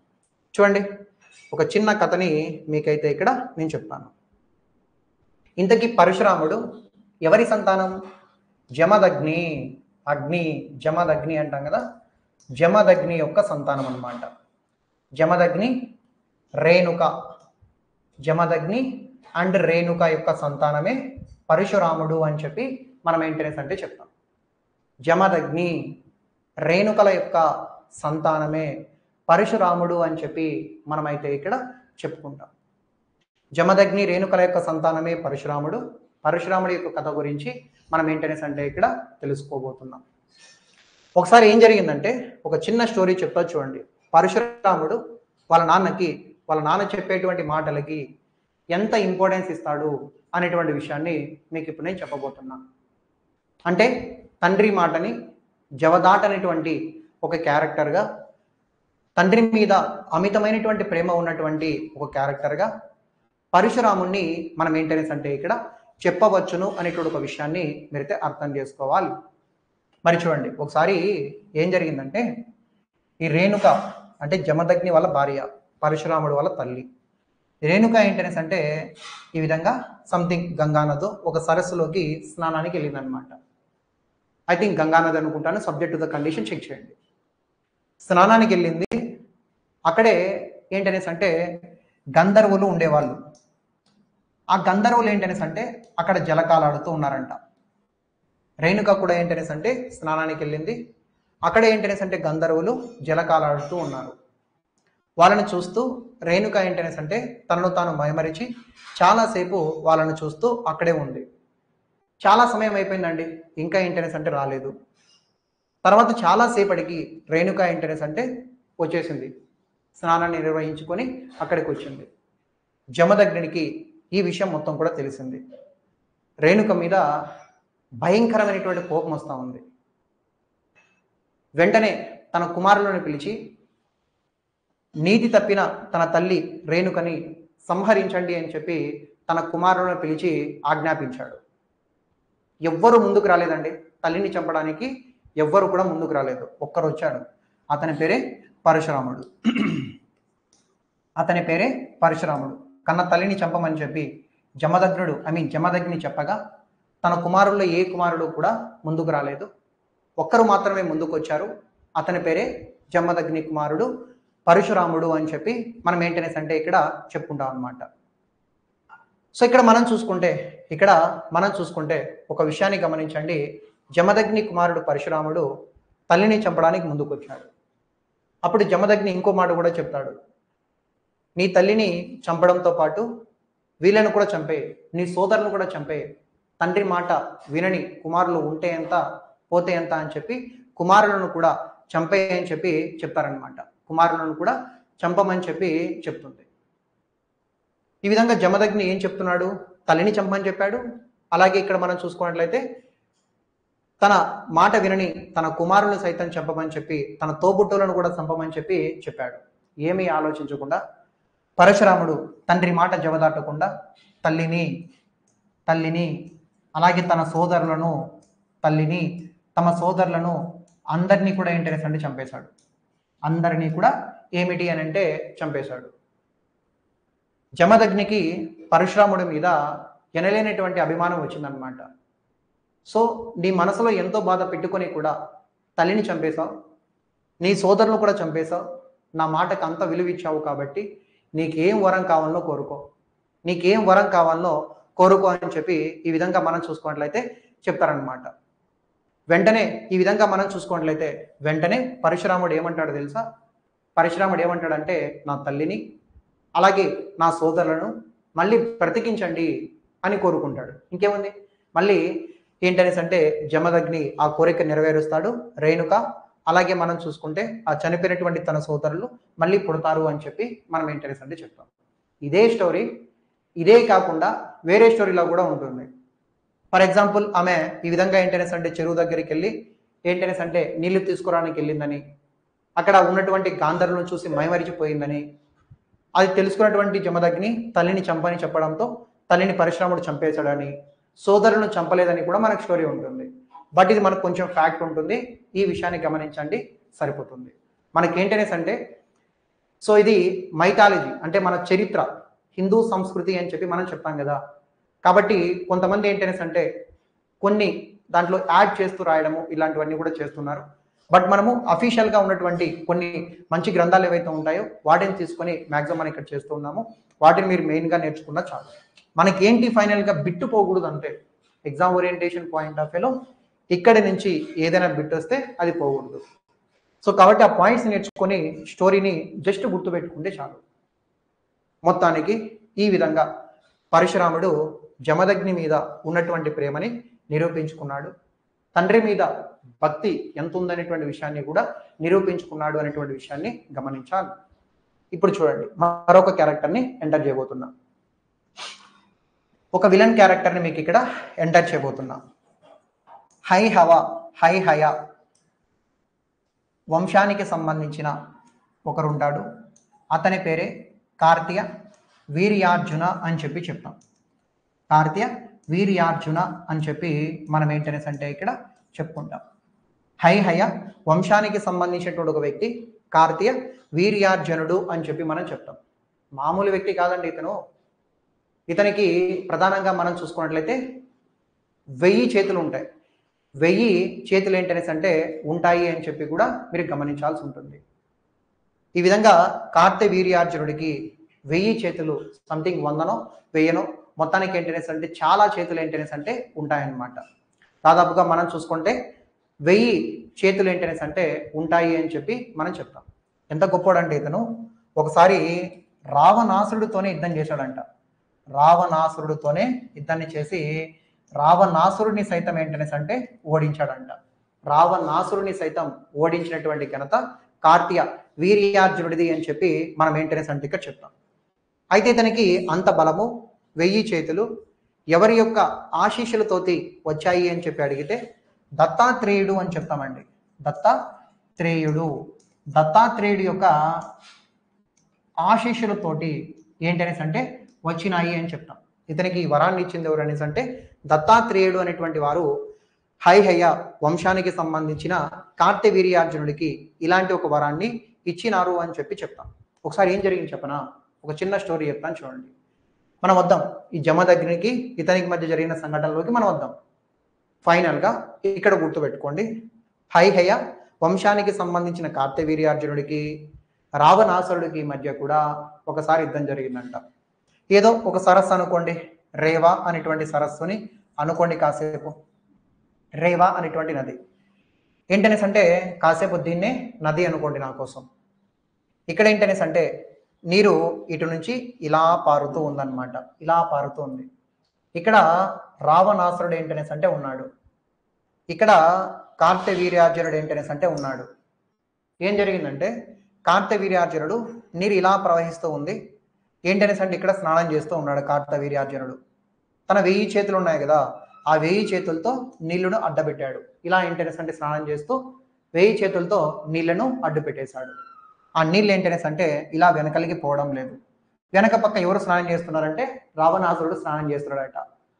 అయితే ఏం జరిగిందంటే రావణాసుడికి ఏం జరిగిందో తెలుసుకున్నాడు. ఇదంతటికి కారణం కార్తవీర్యార్జునుడు అని చెప్పి తెలుసుకున్నాడు. అతనితో చిన్నపాటి యుద్ధం కూడా చేస్తాడట. కానీ కార్తవీర్యార్జునుడు ఈవెన్ రావణాసురుని సైతం ఓడించినటువంటి ఒక వ్యక్తిగా మనకు చరిత్ర పుస్తకాల్లో మెన్షన్ చేస్తున్నారు అని చెప్పి చెప్తాం అన్నమాట. అంత గొప్ప బలశాలి, అంత గొప్ప ధైర్యవంతుడు కార్తవీర్యార్జునుడు. హైహయ వంశానికి సంబంధించిన వాడు. దత్తాస్వామి లేదంటే దత్తాత్రేయుడి యొక్క అనుగ్రహంతో అంత బలము 1000 చేతులు వచ్చినాయి అని చెప్పి కూడా అతన్ని మనం ఇక్కడ చెప్తాం.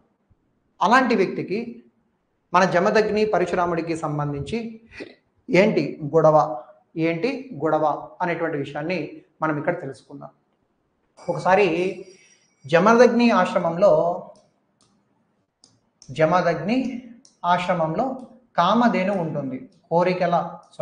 కోరిన కోరికలను తీర్చేటువంటి కామధేనువు అని చెప్పి చెప్తాం. కామధేనువు జమదగ్ని దగ్గర ఉన్నది అని చెప్పి కార్తవీర్యార్జునుడికి తెలిసింది అనే ఒక విషయాన్ని గమనించాలి. వెంటనే ఒకసారి ఈ విధంగా మనం చూసుకున్నట్లయితే కామదేవుని తీసుకుపోవడం కోసం కార్తవీర్యార్జునుడు జమదగ్ని పైన దాడి చేసి జమదగ్ని పైన కార్తవీర్యార్జునుడు దాడి చేసి కామదేవుని ఏంటనేసి అంటే తీసుకొని వెళ్ళిపోతారు అని చెప్పి మనం ఏంటనేసి అంటే చెప్తాం. కామధేనువు అంటే కోరిన కోరికలను తీర్చేది అని చెప్పి కూడా మనం చెప్తాము.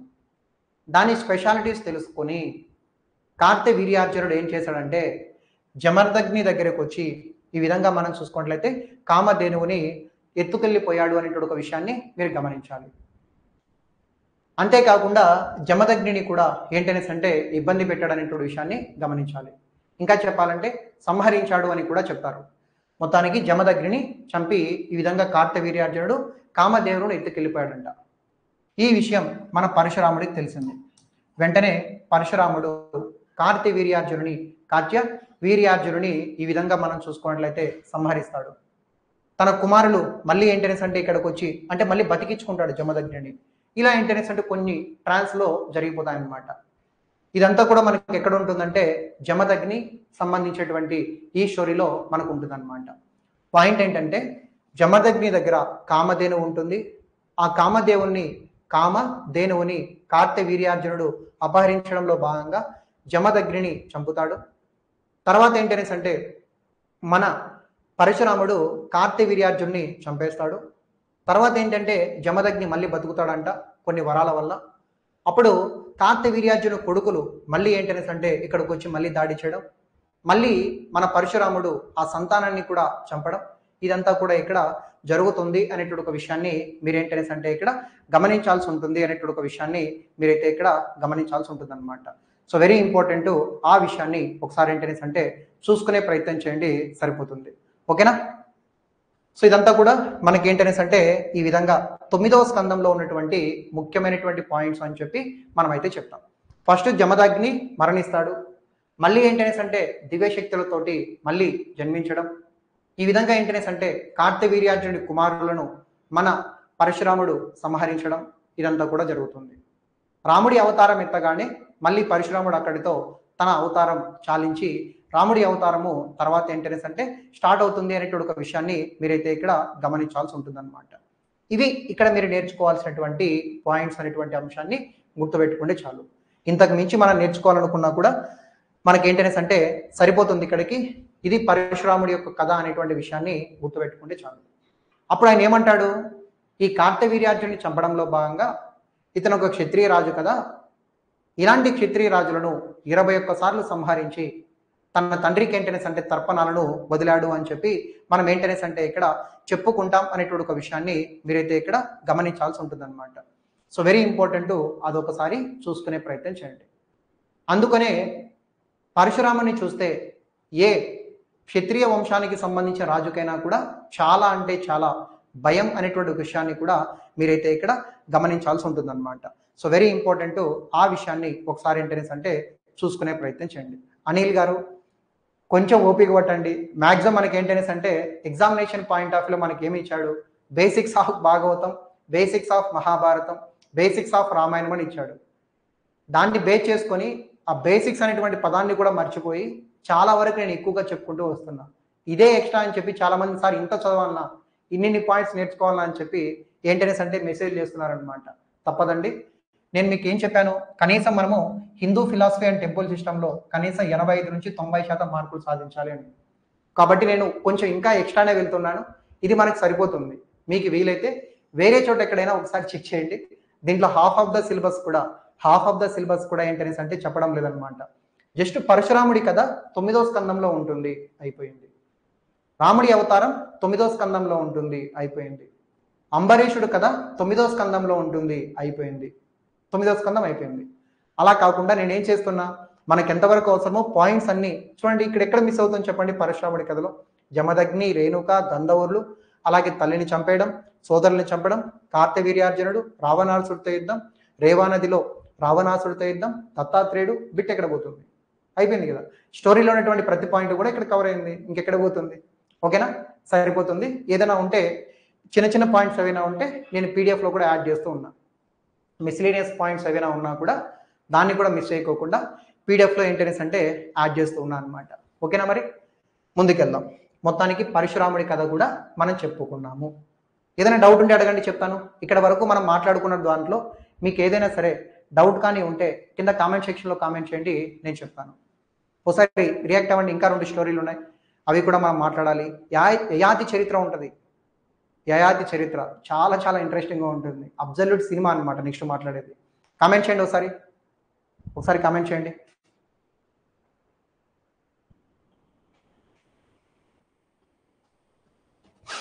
ఓకే, సో ఓకేనా అనిల్ గారు? పర్లేదు. సో మీకు తెలిసిన వంటివి ఇంకా ఏవైనా ఉంటే కామధేనువు అనేసి ఉంటుందండి, దానికి ఏమైనా స్పెషల్ నేమ్ ఉంటే నేను చెప్తాను. ఓకేనా, కామధేనువు అని ఉంటుంది, దాంతో ఏదైనా ఉంటే నేను చెప్తాను. రావణాసుడితో యుద్ధం జరిగింది, రావణాసురుడినే ఓడించాడు కార్తవీర్యార్జునుడు. రేవా నది దగ్గర కార్తవీర్యార్జునుడు రావణాసురుడిని ఓడించాడు అని చెప్తాను. మీకు ఏవైనా ఇంకా ఎక్కువ పదాలు తెలిస్తే ఇబ్బంది ఏం లేదు, మీరు కామెంట్ సెక్షన్లో కామెంట్ చేస్తారండి. వాటిని కూడా మనం ఏంటనేసి అంటే వీలైతే యాడ్ చేసుకుంటూ వద్దాం. కానీ ఏంటనేసి అంటే కొన్ని చోట్ల కొన్ని మిస్టేక్స్ ఉన్నాయి, వాటిని ఎక్కడ కామెంట్ సెక్షన్లో చదివి మిగతా వాళ్ళు ఇబ్బంది పడతారేమో అని చెప్పి జస్ట్ అలర్ట్ చేస్తున్నా అంతే. ఓకేనా, ప్రతిదీ కూడా మనం చెప్పుకుంటూ వద్దాం, సరిపోతుంది. ఓకేనా, కల్మషపాదుడు గురించి నెక్స్ట్ చెప్పబోతున్నామండి ప్రదీప్ గారు. కల్మషపాదుడు గురించి నెక్స్ట్ మనం చెప్పబోతున్నాం. యయాతి చరిత్ర అండ్ కల్మాషపాదుడు గురించినటువంటి చరిత్ర, ఈ రెండిటి గురించి మనం ఇప్పుడు మాట్లాడుకోబోతా ఉన్నాం. ముందు యయాతి చరిత్ర మాట్లాడదాం, కొంచెం పెద్దగా ఉంటుంది స్టోరీ. తర్వాత చివరిలో కల్మాషపాదుడు గురించి కూడా మాట్లాడదాం. రెండు సినిమాలే అబ్జల్యూట్ సినిమాలు అని చెప్పి మనం ఏంటనేసి అంటే చెప్పచ్చు. నేను చెప్తానండి, ఏదైనా ఉంటే మనము చెప్పుకుందాం. ఓకేనా, నెక్స్ట్ హెడ్డింగ్ పెట్టుకోండి, సబల. ఓకే అండి. సో కామధేనువు యొక్క పేరు సబల అనేసి నోట్ చేసుకోండి. కామధేనువు యొక్క పేరు సబల అనేటువంటి అంశాన్ని కూడా మీరు ఇక్కడ ఏంటనేసి అంటే నేర్చుకునే ప్రయత్నం చేయండి. ఓకేనా, ఇంకేమైనా ఉన్నాయా? ఓకే, నెక్స్ట్ చూడండి, యయాతి చరిత్ర గురించి మాట్లాడదాం. యయాతి చరిత్ర గురించి మనం ఏంటనేసి అంటే మాట్లాడదాం. యయాతి అనేటువంటి వాడు ఒక రాజు అనమాట. అతని జీవితంలో చోటు చేసుకున్న చరిత్ర గురించి మనం ఏంటనేసి అంటే ఇక్కడ చెప్పుకునే ప్రయత్నం చేద్దాం. ఓకేనా, మరి స్టోరీలోకి వెళ్దాం. పాయింట్ ఏంటనేసి అంటే ఇక్కడ ఒక చిన్న స్టోరీలో ఒక రాజు, వాళ్ళ కూతురు, వాళ్ళ ఫ్రెండ్ కూతురు, ఇలాంటి వాళ్ళ గురించి మనం మాట్లాడాలి. ఫర్ ఎగ్జాంపుల్ మనం చూసుకున్నట్లయితే ఇక్కడ ఒక రాజు పేరు గుర్తుపెట్టుకోండి, ఒక రాక్షసుడి పేరు వృష పర్వుడు. ఏం పేరు? అతన్నే మనం ఏమంటామనేసి అంటే వృష పర్వుడు అని చెప్పి చెప్తాం. వృష పర్వుడు అనేటువంటి రాక్షసుడు ఉంటాడనమాట. అయితే ఈ వృష పర్వుడు అనేటువంటి రాక్షసుడికి ఒక కూతురు ఉంటుంది. ఆ కూతురు పేరు శర్మిష్ట అని చెప్పి చెప్తాం. ఆ కూతురు పేరు శర్మిష్ట అని చెప్పి మనం ఏంటనేసి అంటే చెప్తాం. అలాగే శుక్రాచార్యుడు గురించి కూడా నేర్చుకోవాలి. శుక్రాచార్యుడు ఎవరండి? రాక్షసులకు సంబంధించిన గురువు. దేవతల గురువు బృహస్పతి. రాక్షసుల యొక్క గురువు ఎవరంటే శుక్రాచార్యుడు అంటాం. నోట్ అని చెప్పి ఒక పక్కన రాసుకోండి. నోట్ అని చెప్పి ఒక పాయింట్ ఎంట్రీస్ అంటే రాసుకోండి. రాక్షసుల గురువు శుక్రాచార్యుడు, దేవతల గురువు బృహస్పతి అని చెప్పి మనం ఏంటనేసి అంటే ఇక్కడ చెప్పుకుంటాం అనేటువంటి ఒక అంశాన్ని మీరు గమనించాలి.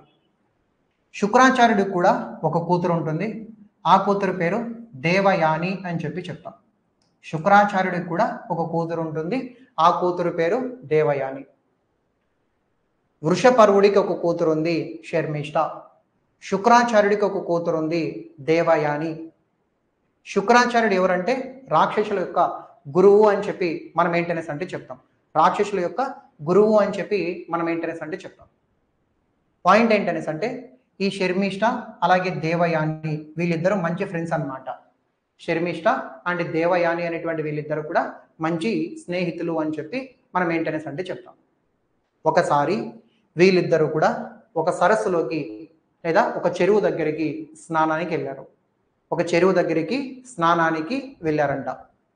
అప్పుడు ఏం జరిగింది? ఈ విధంగా బట్టలు తీసి స్నానం చేసి మళ్ళీ ఏంటనేసి అంటే బయటకు వచ్చేసారు. బయటకు వచ్చిన తర్వాత శర్మిష్ట పొరపాటున దేవయాని బట్టలను ధరించిందంట. ఈ విధంగా స్నానం చేసి వచ్చిన తర్వాత పొరపాటున బై మిస్టేక్ శర్మిష్ట ఏం చేసింది? దేవయాని యొక్క బట్టలను శర్మిష్ట వేసుకుంది. దేవయాని కోపం వచ్చింది. దేవయాని శర్మిష్టని తిట్టింది. వీళ్ళు ఎక్కడ ఫ్రెండ్స్ అండి? శర్మిష్టని దేవయాని ఏంటనేసి అంటే తిట్టేసింది. ఓకేనా? అలాగే మన హాస్టల్లోకి వచ్చి ఒకసారి చూడమనండి వీళ్ళని, ఎలా ఉంటుందో పరిస్థితి. పాయింట్ ఏంటంటే స్నానానికి వెళ్ళిన తర్వాత శర్మిష్ట దేవయాని యొక్క బట్టలు వేసుకోవడంతో దేవయాని కోపం వచ్చింది. శర్మిష్టని ఈ విధంగా ఏంటనేసి అంటే తిట్టిందనమాట. శర్మిష్టని తిట్టింది. ఈ విధంగా మనం చూసుకున్నట్లయితే శర్మిష్ట కోపం వచ్చింది. తెలియక చేసినటువంటి దానికే నన్ను నిందిస్తావా అని చెప్పి శర్మిష్ట ఏం చేసింది తెలుసా? దేవయాని తీసుకొని దుబ్బేసింది. నీళ్ళలో ఏంటనేసి అంటే ఇట్లా దుబ్బేసింది అనమాట. ఒక బావిలో మొత్తానికి ఈ విధంగా దేవయాని దుబ్బేసింది. శర్మిష్ట పాటికి శర్మిష్ట ఇంటికి వెళ్ళిపోయింది. మంచి ఫ్రెండ్స్ అనమాట వీళ్ళిద్దరు. మళ్ళీ చరిత్ర పుస్తకాలు మనకి ఏం రాస్తారంటే వీళ్ళిద్దరు మంచి స్నేహితులు అని రాస్తున్నారు. ఇంత మంచి స్నేహితులు అనమాట. సరే, మొత్తానికి ఏంటనేసి అంటే ఏమని ఒక నూతిలో తోసేసింది శర్మిష్ట. శర్మిష్ట దేవయానిని నీటిలో తోసేసింది. ఒకసారి యయాతి అనేటువంటి ఒక రాజు అటుగా వేటకు వెళుతూ ఇక్కడికి వచ్చాడట. ఎవరో ఒక నూతిలో నుంచి కాపాడండి, రక్షించండి అని చెప్పి మొరబెట్టుకుంటూ ఉన్నారట. అది చూసినటువంటి యయాతి అనేటువంటి రాజు వెంటనే అక్కడికి వచ్చి దేవయానిని చూసి చెయ్యి పట్టుకొని పైకి తీసి నిలబెట్టాడు. కాపాడినాడు అని చెప్తాం. అప్పుడు ఈ దేవయాని ఏం చెప్తుందంటే, నన్ను కాపాడినందుకు థ్యాంక్స్, కానీ నా చేయి పట్టుకున్నావు కాబట్టి నన్ను నువ్వు వివాహం చేసుకో, నన్ను చేయబట్టుకున్నావు కాబట్టి నన్ను వివాహం చేసుకో అని చెప్పి దేవయాని ఏమంటుందంటే ఆ యయాతిని చెప్తుందనమాట. యయాతికి చెప్తుంది. యయాతికి ఈ విధంగా ఏంటనేసి అంటే చెప్తుంది. దానికి యయాతి సరే అంటాడు. యయాతి సరే అంటాడు అనమాట. ఈ విషయాన్ని దేవయాని మొత్తానికి వెళ్ళి వాళ్ళ నాన్న అయినటువంటి శుక్రాచార్యుడికి చెప్పింది. శుక్రాచార్యుడు కోపం వచ్చింది. నా కూతురిని ఇంత అవమానించింది శర్మిష్ట అని చెప్పి తను ఏమంటాడంటే, వృషపర్వుడితో నేను ఇక్కడి నుంచి వెళ్ళిపోతాను, నేను ఇంకొక క్షణం కూడా ఇక్కడ ఉండను, నీ రాజ్యాన్ని వదిలి నేను వెళ్ళిపోతాను, యయాతికి ఇచ్చి నా కూతురిని వివాహం చేసి నేను కూడా యయాతి దగ్గరికే వెళ్ళిపోతాను, యయాతితో పాటే నేను అక్కడే ఉంటాను అని చెప్పి చెప్తాడు. దాంతో వృషపర్వుడు శుక్రాచార్యుడిని భంగపడతాడు.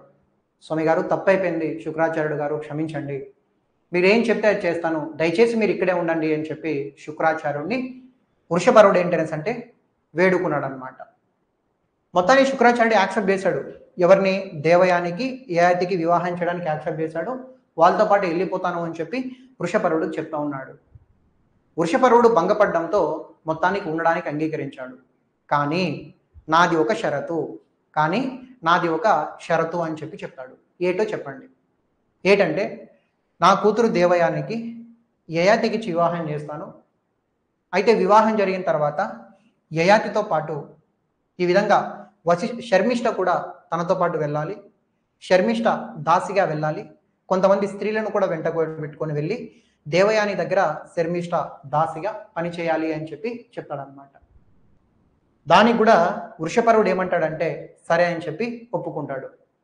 మొత్తానికి శుక్రాచార్యుడు దేవయాని యయాతికి ఇద్దరికి వివాహాన్ని జరిపించి శర్మిష్ఠను దేవయాని దగ్గరికి దాసిగా పంపించినాడు.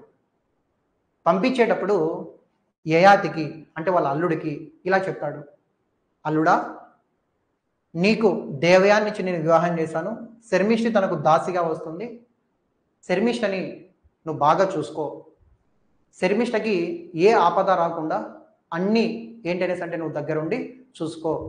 ఒక శారీరక సుఖాన్ని తప్ప మిగిలిన అన్ని సపర్యాలు కూడా నువ్వు ఆమెకు అందించాలి అని చెప్పి, ఒక శారీరక సుఖాన్ని తప్ప మిగతావన్నింటినీ కూడా ఏంటనేసి అంటే తనకు నువ్వు అందించాలి అని చెప్పి యయాతికి చెప్పి శర్మిష్ఠని ఏంటనేసి అంటే వాళ్ళతో పాటు దేవయాని తరపున దాసిగా ఏంటనేసి అంటే పంపిస్తాడనమాట. దాసిగా పంపిస్తాడు అని చెప్పి చెప్తాం. సో మొత్తానికి వివాహం అయిపోయిందండి. దేవయానికి యయాతికి వివాహమైంది. శర్మిష్ఠ దేవయాని దాసిగా ఇక్కడికి వచ్చేసింది. కొన్ని రోజులకి ప్రధానంగా మనం చూసుకున్నట్లయితే ఒక విషయాన్ని మీరు ఇక్కడ గుర్తుపెట్టుకోండి. ఈ యొక్క దేవయాని అలాగే మన యయాతికి కూడా ఒక ఇద్దరు సంతానం పుడతారనమాట. ఇద్దరు ఏంటనేసి అంటే సంతానము పుడతారు అని చెప్పి మనం ఏంటనేసి అంటే చెప్తాం. So very important. ఆ విషయాన్ని కూడా మీరు ఒకసారి ఏంటనేసి అంటే చూసుకునే ప్రయత్నం చేయండి. ఫర్ ఎగ్జాంపుల్ యదువు అలాగే తుర్వసుడు. యదువు అలాగే మనం చూసుకున్నట్లయితే తుర్వసుడు అని చెప్పి ఇద్దరు కుమారులు పుడతారు. తుర్వసుడు అని చెప్పి ఇద్దరు కుమారులు ఏంటనేసి అంటే జన్మించారు. మనకేం ఈ స్టోరీలో పనికేం రారు, జస్ట్ నేను చెప్పాలి కాబట్టి ఒక మాట చెప్తున్నా. తర్వాత కొన్ని రోజులకి దేవయానికి యయాతికి మధ్య, యయాతి అంటే పురుషుడు అండి, మీరు స్త్రీ అనుకుంటారు. దేవయాని యయాతి మధ్య ఈ విధంగా వివాహమైన తర్వాత కొన్ని రోజులకి ఇద్దరు కొడుకులు పుట్టినారు. వాళ్ళ కొడుకుల పేర్లు యదువు అలాగే మనం చూసుకున్నట్లయితే తుర్వసుడు అని చెప్పి మనం ఏంటనేసి అంటే చెప్తాం. సరే, ఇది చూసిన తర్వాత శర్మిష్ఠకు కూడా కొడుకులను కనాలి అని చెప్పి ఆశ పుట్టిందనమాట. కొడుకుని కనాలి అని చెప్పి ఆశ పుట్టింది. యయాతి దగ్గరికి వెళ్ళి ప్రాధేయపడుతుంది, నాకు సంతానాన్ని ప్రసాదించు అని. యయాతి స్టార్టింగ్ డేస్లో నో అన్నప్పటికీ కూడా ఫైనల్గా వన్ ఫైన్ డే ఆమెకి ఏంటనేసి అంటే ఓకే చెప్పాడు. ఈ విధంగా one fine day Yayati Sharmishtha ఇద్దరు కలిశారు. వాళ్ళిద్దరికీ కూడా ముగ్గురు కొడుకులు పుట్టారు. ఏంటనేసి అంటే పుట్టారు. వాళ్ళలో ఒక కుమారుడి పేరు గుర్తుపెట్టుకోండి, మనకు అతనే చాలా చాలా ఇంపార్టెంట్. అతన్నే మనం ఏమంటామంటే పురువు అని చెప్పి చెప్తాం. చూడండి ఇక్కడ శర్మిష్ఠకి అలాగే మనం చూసుకున్నట్లయితే శర్మిష్ఠకి అలాగే మన యయాతికి ముగ్గురు కుమారులు పుట్టారు. యయాతికి ముగ్గురు కుమారులు ఏంటనేసి అంటే పుట్టినారు. ఆ ముగ్గురిలో ఒక కొడుకు పేరు మీరు కూడా గుర్తుపెట్టుకోండి, అతని పేరే పురువు అని చెప్పి మనమైతే చెప్తాం. అతని పేరే పురువు లేదంటే పురువు అని చెప్పి మనం ఏంటనేసి అంటే ఇక్కడ చెప్పుకుంటాం అనేటువంటి ఒక విషయాన్ని మీరు ఇక్కడ గమనించాలి. సరే, అంతా బాగానే ఉంది. ఈ విషయం దేవయానికి తెలిసింది. కోపంతో ఊగిపోతా ఉంది దేవయాని. వెంటనే వాళ్ళ నాన్నకి కబురు పెట్టింది శుక్రాచార్యుడికి, నాన్నగారు మీరు ఆ రోజు యయాతి అనేటువంటి మా హస్బెండ్కి మొత్తం చెప్పి పంపించిన, మా హస్బెండ్ ఈమెతో ముగ్గురి సంతానాన్ని కన్నాడు అని చెప్పి వాళ్ళ నాన్నకన్నీ కూడా చెప్పి పెట్టింది. శుక్రాచార్యుడు యయాతి దగ్గరకు వచ్చి ఎందుకు చేసావు ఇలాంటి పని అని చెప్పి శపిస్తాడు. శపించాడు. ఏమని శపించాడంటే నువ్వు వృద్ధుడు అయిపోతావు, వెంటనే నువ్వు ఇప్పటికిప్పుడే వృద్ధుడివి అయిపోతావు అని చెప్పి వృద్ధాప్యం కలుగు కాక అని చెప్పి శపించేశాడు అనమాట. అంతకన్నా పెద్ద శాపం ఏముంటుందండి? ఇప్పటికిప్పుడు నువ్వు వృద్ధుడు అయిపోతావు అనే దానికన్నా కూడా పెద్ద శాపం ఏముంటుంది? మొత్తానికి శుక్రాచార్యుడు యయాతిని శపించాడు వృద్ధుడైపోవాలి అని చెప్పి. అప్పుడు తను ప్రాధేయపడతాడంట యయాతి శుక్రాచార్యుడికి, సారీ సార్ తప్పైపోయింది, మామగారు క్షమించండి, ఇంకెప్పుడు చేయను అని చెప్పి చాలా ప్రాధేయపడతాడు. కానీ తన మనసుని తను ఏంటనేసి అంటే వినిపించుకోలేదు. తను ఏంటనేసి అంటే వినిపించుకోలేదు. ఫైనల్గా యయాతి ఇలా అంటాడు, నేను వృద్ధుడినైతే నీ కూతురికి కూడా ఇబ్బందే కదా, నువ్వు నీ కూతురు సుఖాన్ని కూడా దూరం చేస్తున్నావు కదా, సో దయచేసి శాపాన్ని వెనక్కి తీసుకోండి అని చెప్పాడు. అప్పుడు ఆలోచించాడు శుక్రాచార్యుడు, అవును కదా, నువ్వు వృద్ధుడు అయితే నా కూతురికి కూడా ఇబ్బందే కదా అని చెప్పి ఈ విధంగా శాపాన్ని వెనక్కి తీసుకోవడానికి నిర్ణయించుకుంటాడు అనమాట. శాపాన్ని వెనక్కి తీసుకోవడానికి నిర్ణయించుకుంటాడు. కానీ శాప విముక్తి కావాలంటే నీకు 5 కొడుకులు ఉన్నారు కదా, 5 కొడుకుల్లో ఏదో ఒక కొడుకుకి ఈ వృత్తాప్యాన్ని ఇవ్వు, వాళ్ళ నుండి నీ యవ్వనాన్ని తీసుకో, వాళ్ళ నుండి యవ్వనాన్ని తీసుకొని నీ వృద్ధాప్యాన్ని వాళ్ళకి ఇవ్వు అని చెప్పాడు. అందరికీ చెప్పాడు ఈ మాట 5 మంది కొడుకులకి. బట్ ఎవరు కూడా ముందుకు రాలేదు, ఒక్కరు తప్ప. ఎవరు వచ్చారంటే ఆ పురువు అనేటువంటి వాడు వచ్చాడనమాట. ఆ పురువు అనేటువంటి వాడు ఏంటనేసి అంటే ముందుకు వచ్చాడు అని చెప్పి మనం ఏంటనేసి అంటే చెప్తాం. తర్వాత పురువుకి వృద్ధాప్యాన్ని ఇచ్చి యయాతి యవ్వనాన్ని దక్కించుకున్నాడు. పురువుకి వృద్ధాప్యాన్ని ఇచ్చి పురువు దగ్గర ఉన్నటువంటి యవ్వనాన్ని తాను తీసుకున్నాడు. తర్వాత కొన్ని సంవత్సరాల పాటు భోగాలు అనుభవించాడు. ఎవరు? యయాతి భోగాలను అనుభవించాడు. ఫైనల్గా వన్ ఫైన్ డే విరక్తి చెందాడు అనమాట. దేనికైనా కూడా ఏంటనేసి అంటే ఒక ఎండ్ పాయింట్ ఉంటుంది. ఆ ఎండ్ పాయింట్ని విరక్తి అంటాం. దాన్నే ఇక చాలు, ఇట్స్ ఎనఫ్ అని చెప్పి తను అనుకున్నాడు. దీనివల్ల ఏమీ రాదు, తాత్కాలిక సుఖం తప్ప అనుకొని తను నిర్ణయించుకొని మళ్ళీ ఏంటనేసి అంటే ఒకరోజు పురువుని పిలిపించి తన యవ్వనాన్ని మళ్ళీ పురువుకి ఇచ్చేసి వృద్ధాప్యాన్ని తాను తీసుకొని రాజ్యం మొత్తాన్ని కూడా ఈ విధంగా మనం చూసుకుంటే పురువు చేతిలో పెట్టేశాడు. చూడండి స్టోరీ ఎలా ఉందో. ఈ విధంగా రాజ్యాన్ని మొత్తాన్ని కూడా పురువు చేతిలో పెట్టాడు.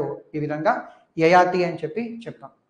ఈ పురువు నుండే పురు వంశము ఏర్పడింది. ఆ పురు వంశం నుండే కురు తెగ ఏర్పడింది. ఆ కురు తెగనే తర్వాత కాలంలో కౌరవులు పాండవులు అంటాం. వీళ్ళది సూర్యవంశము అని చెప్పి మనం ఏంటనేసి అంటే ఇక్కడ చంద్రవంశము అని చెప్పి మనం ఏంటనేసి అంటే ఇక్కడ చెప్పుకుంటాం అన్నమాట. సో ఈ పురువు నుండే పురు తెగ నుండే కురు తెగ నుండే కౌరవులు పాండవులు ఏంటనేసి అంటే వచ్చినారు అని చెప్పి చెప్తాం. కురు వంశం అనేది ఇతని నుండే పుట్టింది అని చెప్తాం.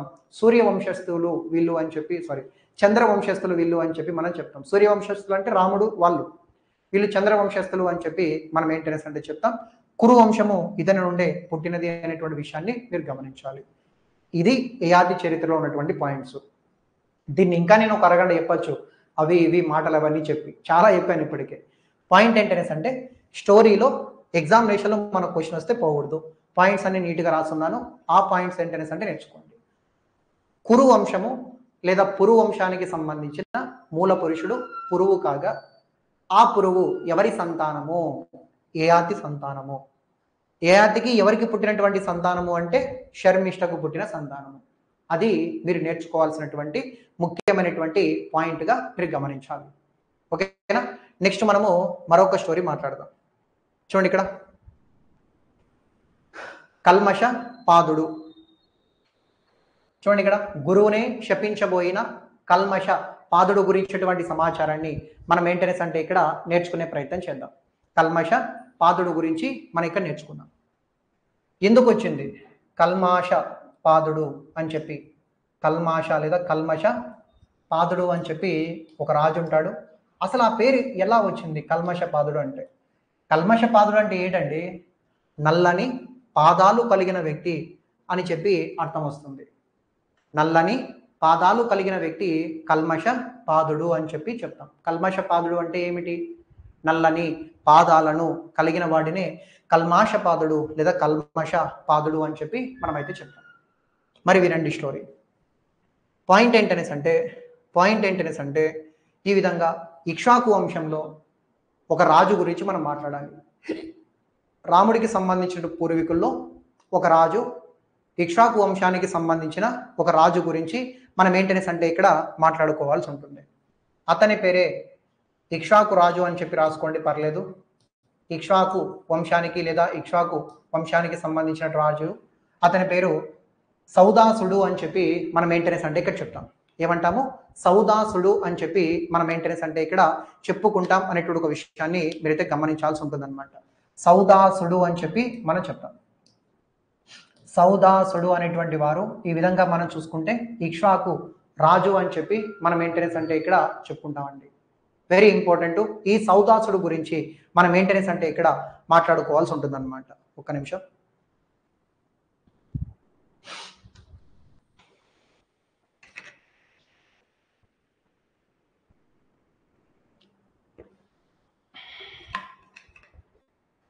ఓకే,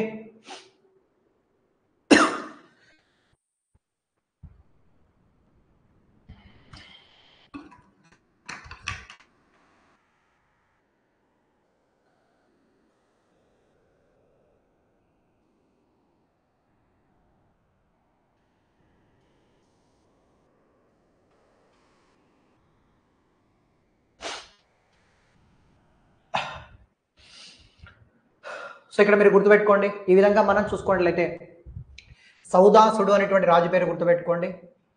ఇతన్ని వివిధ భార్య మదయంతి అని చెప్పి కూడా గుర్తుపెట్టుకోండి. మదయంతి అనేటువంటి పేరు కూడా నేర్చుకోండి. మిగతా అంతా కూడా నేను స్టోరీ చెప్తాను.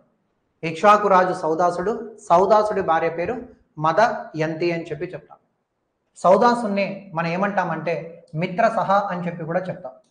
సౌదాసుని మనం ఏమంటామంటే మిత్రసహ అని చెప్పి కూడా మనమైతే ఇక్కడ చెప్తాం. సౌదాస అనదర్ నేమ్ వచ్చేసి మిత్రసహ అని చెప్పి మనం చెప్తాం. రామాయణం, మహాభారతం, భాగవతం, పురాణాలు ఈ 4 చాప్టర్లలో కొంతమంది వ్యక్తులు వాళ్ళకి సంబంధించిన ఇతర పేర్లు ఉంటాయి. వాటన్నిటిని కూడా నేను లిస్ట్ అవుట్ ఇస్తాను. Don't worry about that.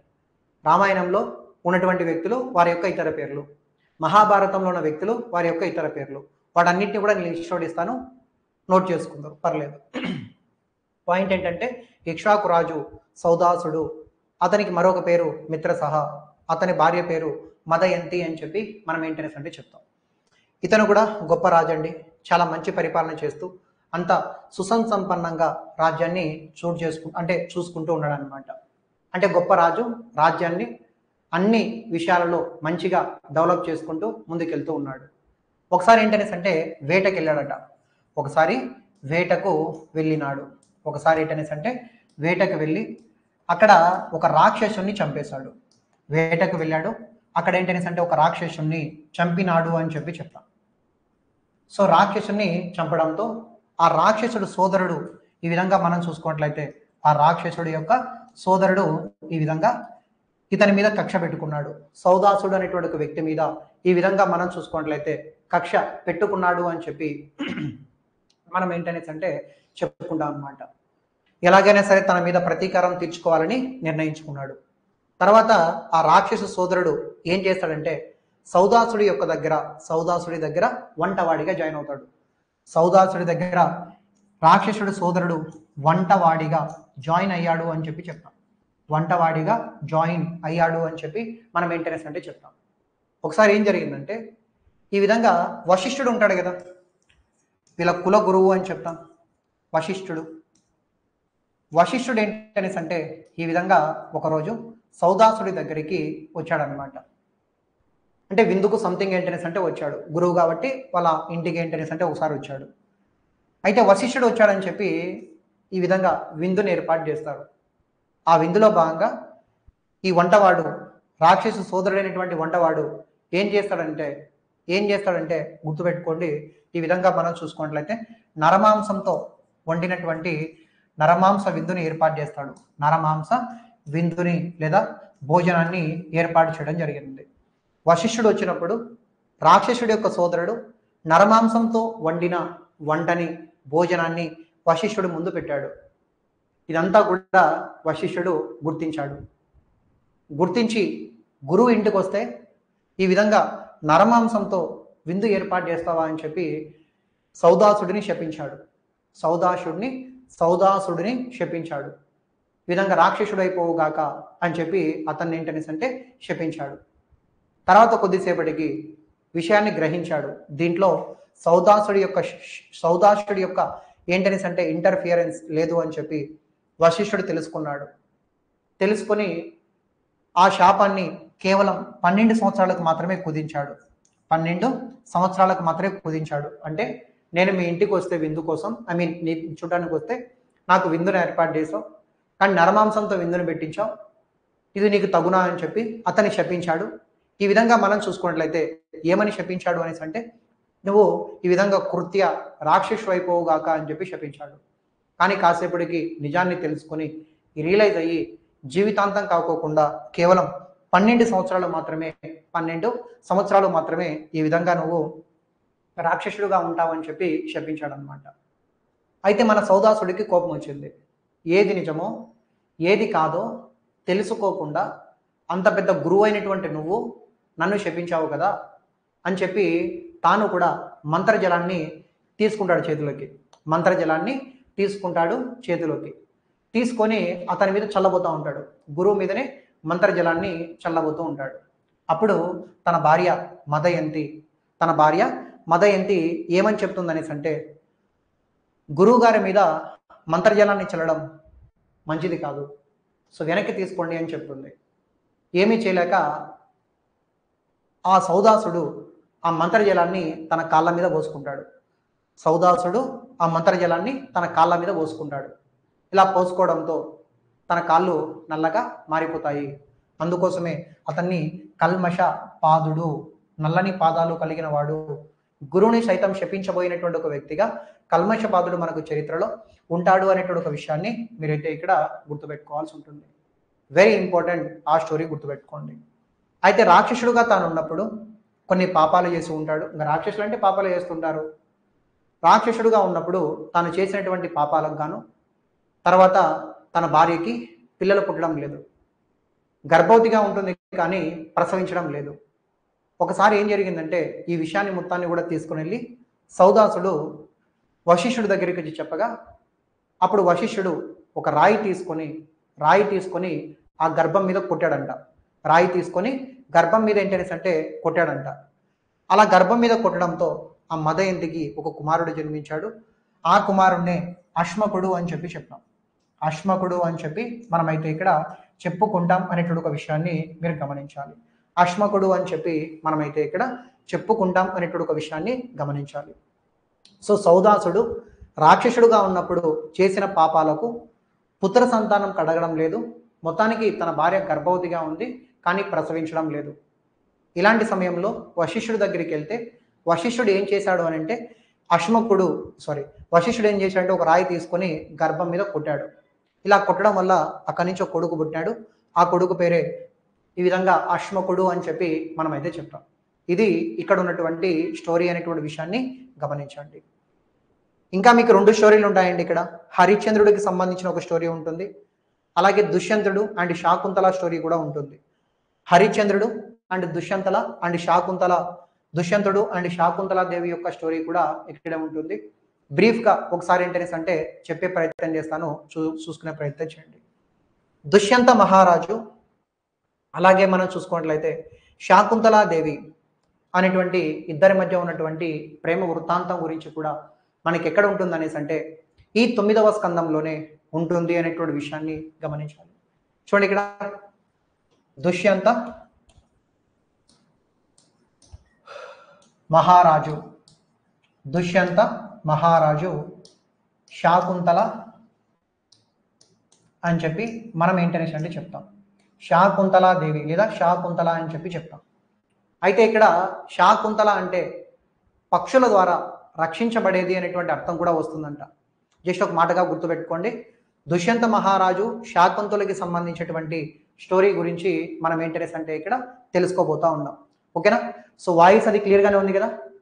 Okay, next మనం ఏంటనేసి అంటే ఇక్కడ దుష్యంత మహారాజు శాకుంతలకు మధ్య ఉన్నటువంటి స్టోరీ గురించి మనం ఇక్కడ నేర్చుకుందాం. చూడండి, దుష్యంత మహారాజు ఇతను కూడా ఒక గొప్ప రాజుగా మనం ఏంటనేసి అంటే చెప్తాం. ఇతను కూడా ఇక్ష్వాకు వంశానికి సంబంధించినటువంటి రాజుగానే మనం చెప్తాం. అంటే వీళ్ళందరూ కూడా రాముడి యొక్క పూర్వీకులు అని చెప్పి మనం చెప్తాం. వీళ్ళు కూడా ఈ విధంగా మనం చూసుకుంటే ఇక్ష్వాకు వంశానికి సంబంధించినటువంటి రాజుగానే మనం అయితే ఇక్కడ చెప్పచ్చు. మనువు సంతానంగానే మనం ఏంటనేసి అంటే చెప్పచ్చు. మనువు వారసులుగానే మనం ఏంటనేసి అంటే చెప్పచ్చు. అంటే వైవసత్వ మనువు అనేటువంటి వ్యక్తి ఉంటాడు కదా, ఈ వంశానికి సంబంధించిన మూల పురుషుడు అని కూడా మనం గతంలో చెప్పుకున్నాం, ఇక్ష్వాకు వంశం. సో ఇతను కూడా ఆ దుష్యంత మహారాజు కూడా వీళ్ళకి సంబంధించినటువంటి రాజు అని చెప్పి మనం మెయింటెనెన్స్ అంటే ఇక్కడ చెప్పుకుంటాం అనేటువంటి ఒక విషయాన్ని మీరు గమనించాల్సి ఉంటుంది అనమాట. ఫర్ ఎగ్జాంపుల్ మనం చూసుకుంటే దుష్యంత మహారాజు శాకుంతల మధ్య జరిపడినటువంటి అంశాల గురించి, లవ్ స్టోరీ గురించి మనం మాట్లాడుకుందాం. దుష్యంత మహారాజు ఒక గొప్ప చక్రవర్తి. రాజ్యాన్ని చాలా చక్కగా పరిపాలించుకుంటున్నాడు. అనేక యాగాలు, అనేక యజ్ఞాలు, రాజ్యం మొత్తాన్ని కూడా చాలా సుసంపన్నంగా పాలిస్తూ ఉన్నాడు. రాజ్య సంక్షేమాన్ని దృష్టిలో పెట్టుకొని అనేక కార్యక్రమాలు కూడా నిర్వహిస్తూ రాజ్యాన్ని మంచిగా పరిపాలించుకుంటూ ఉన్నాడు ఈ దుష్యంత మహారాజు. అలాగే మనం చూసుకున్నట్లయితే ఈ దుష్యంత మహారాజు గురించి ఒక విషయాన్ని మనం మాట్లాడుకుందాం. ఒకసారి ఏం జరిగిందంటే, దుష్యంత మహారాజు ఈ విధంగా తన చతురంగ బలాలతో వేటకెళ్ళాడు అనమాట. వేటకెళ్ళినటువంటి దుష్యంత మహారాజు అలసిపోయాడు. ఏంటనేసి అంటే అక్కడే ఒక ఆశ్రమం కనబడింది అతనికి. చాలా అందంగా ఉంది. పక్కనే నీరు పారుతూ ఉంది. కమలాలన్నీ కూడా వికసిస్తూ ఉన్నాయి. మంచి సుగంధాలతో కూడినటువంటి పరిమళంతో ఆ ఆశ్రమ ప్రాంగణం మొత్తం కూడా చాలా అంటే చాలా బాగా బహు సుందరంగా ఉన్నది అని చెప్పి మనం ఏంటనేసి అంటే చెప్పచ్చు. అప్పుడు ఆ దుష్యంత మహారాజు ఏంటనేసి అంటే అక్కడికి వెళ్తాడు. అక్కడికి వెళ్ళగా అక్కడ ఒక స్త్రీ తనకు కంటబడుతుంది. ఆ స్త్రీ పేరే మనం ఏమంటామనేసి అంటే, మీరైతే ఇక్కడ గుర్తుపెట్టుకోండి, ఆ స్త్రీ పేరే శకుంతల లేదా శాకుంతల అని చెప్పి మనం చెప్తాం. శకుంతల తనకేంటనేసి అంటే ఎదురుపడుతుంది అనమాట. చాలా అందంగా ఉంటుందండి. చాలా అంటే చాలా అందంగా ఉంటుంది. అత్యంత సౌందర్యవంతమైనటువంటి మహిళగా కూడా శాకుంతలాదేవిని లేదా శాకుంతలని మనం ఏంటనేసి అంటే చెప్తాం. అయితే ఆ చక్రవర్తి శాకుంతలను చూసి మైమరిచిపోతాడు. అంటే చూడగానే ఇష్టపడతాడు అన్నట్లుగా మీరు గమనించాలి. అక్కడికి వెళ్ళి ఏంటనేసి అంటే ఆమెను అడుగుతారు, ఎవరు మీరు, ఇక్కడున్నారేంటి అని చెప్పి అడగ్గా, మీరెవరు అంటే, నేను పలానా రాజుని, ఇక్ష్వాకు వంశానికి సంబంధించిన రాజుని, నా గురించి ఇది, నేను ఇది, నా గురించి ఇది, నేను ఇది అని చెప్పి మొత్తం అంతా కూడా చెప్తాడు. అప్పుడు శాకుంతల ఏం చెప్తుందంటే, నేను కన్వ మహర్షి యొక్క కూతురిని అని చెప్తుంది. ఆగండి, మీరు అప్పుడే పెట్టేస్తారు, కన్వ మహర్షి కూతురు కాదని ఆమె చెప్పింది అని చెప్తున్నా. పాయింట్ ఏంటనేసి అంటే ఈ గొప్ప చక్రవర్తి అయినటువంటి దుష్యంత మహారాజు శాకుంతల దగ్గరికి వెళ్ళి తన గురించి చెప్పి తన గురించి తెలుసుకునే ప్రయత్నం చేస్తున్నాడు.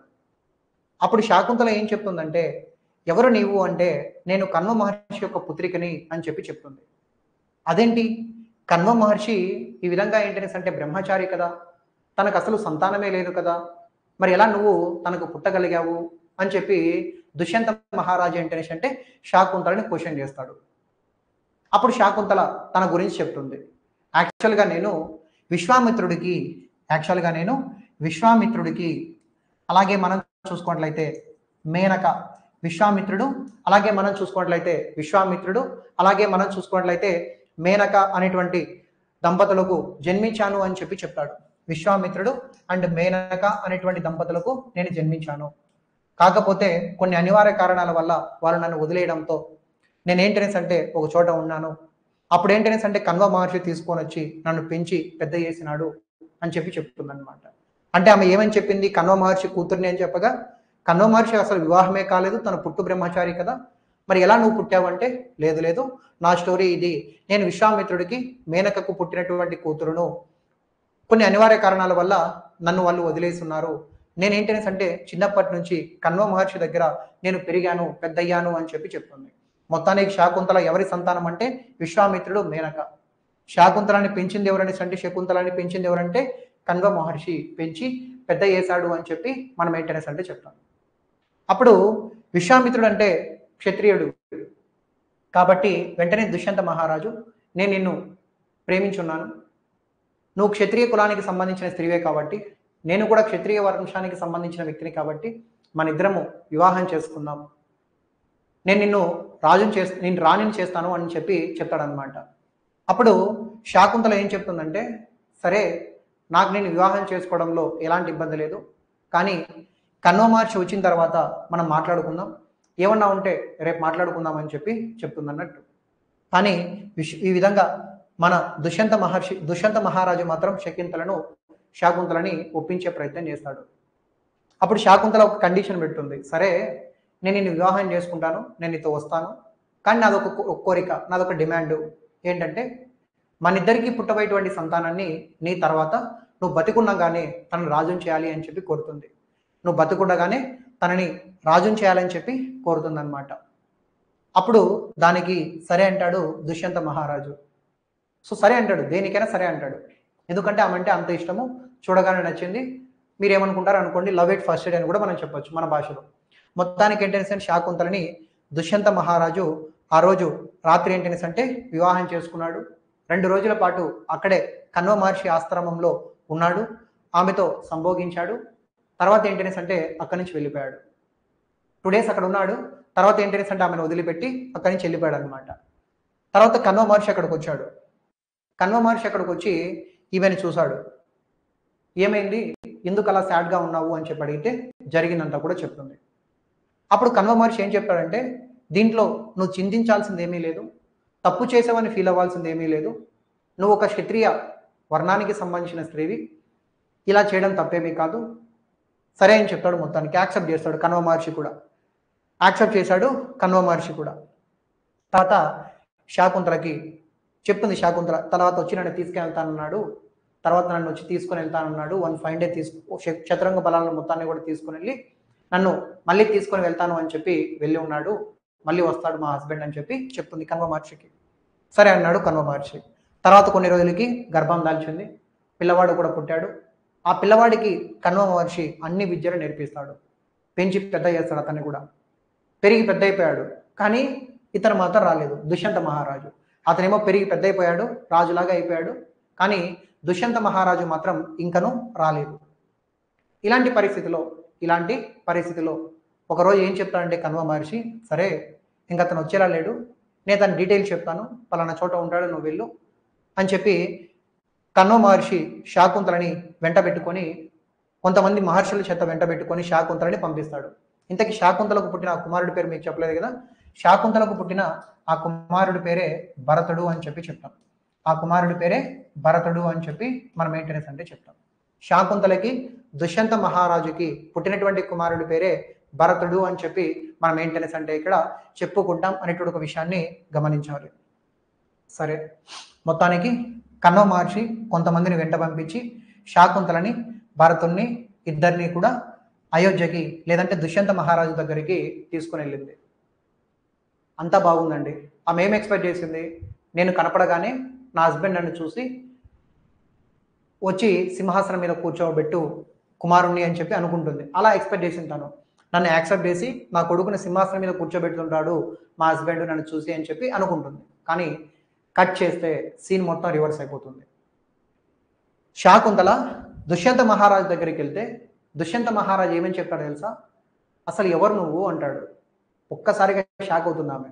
అదేంటండి, మీరు పలానా సమయంలో ఇక్కడికి వచ్చారు కదా, కణ్వ మహర్షి యొక్క ఆశ్రమానికి వచ్చారు కదా, ఆ రోజు నన్ను వివాహం చేసుకున్నారు కదా అని చెప్పి చెప్తుంది. నేను ఎప్పుడు చేసుకున్నా నాకేం గుర్తులేదు అంటాడు.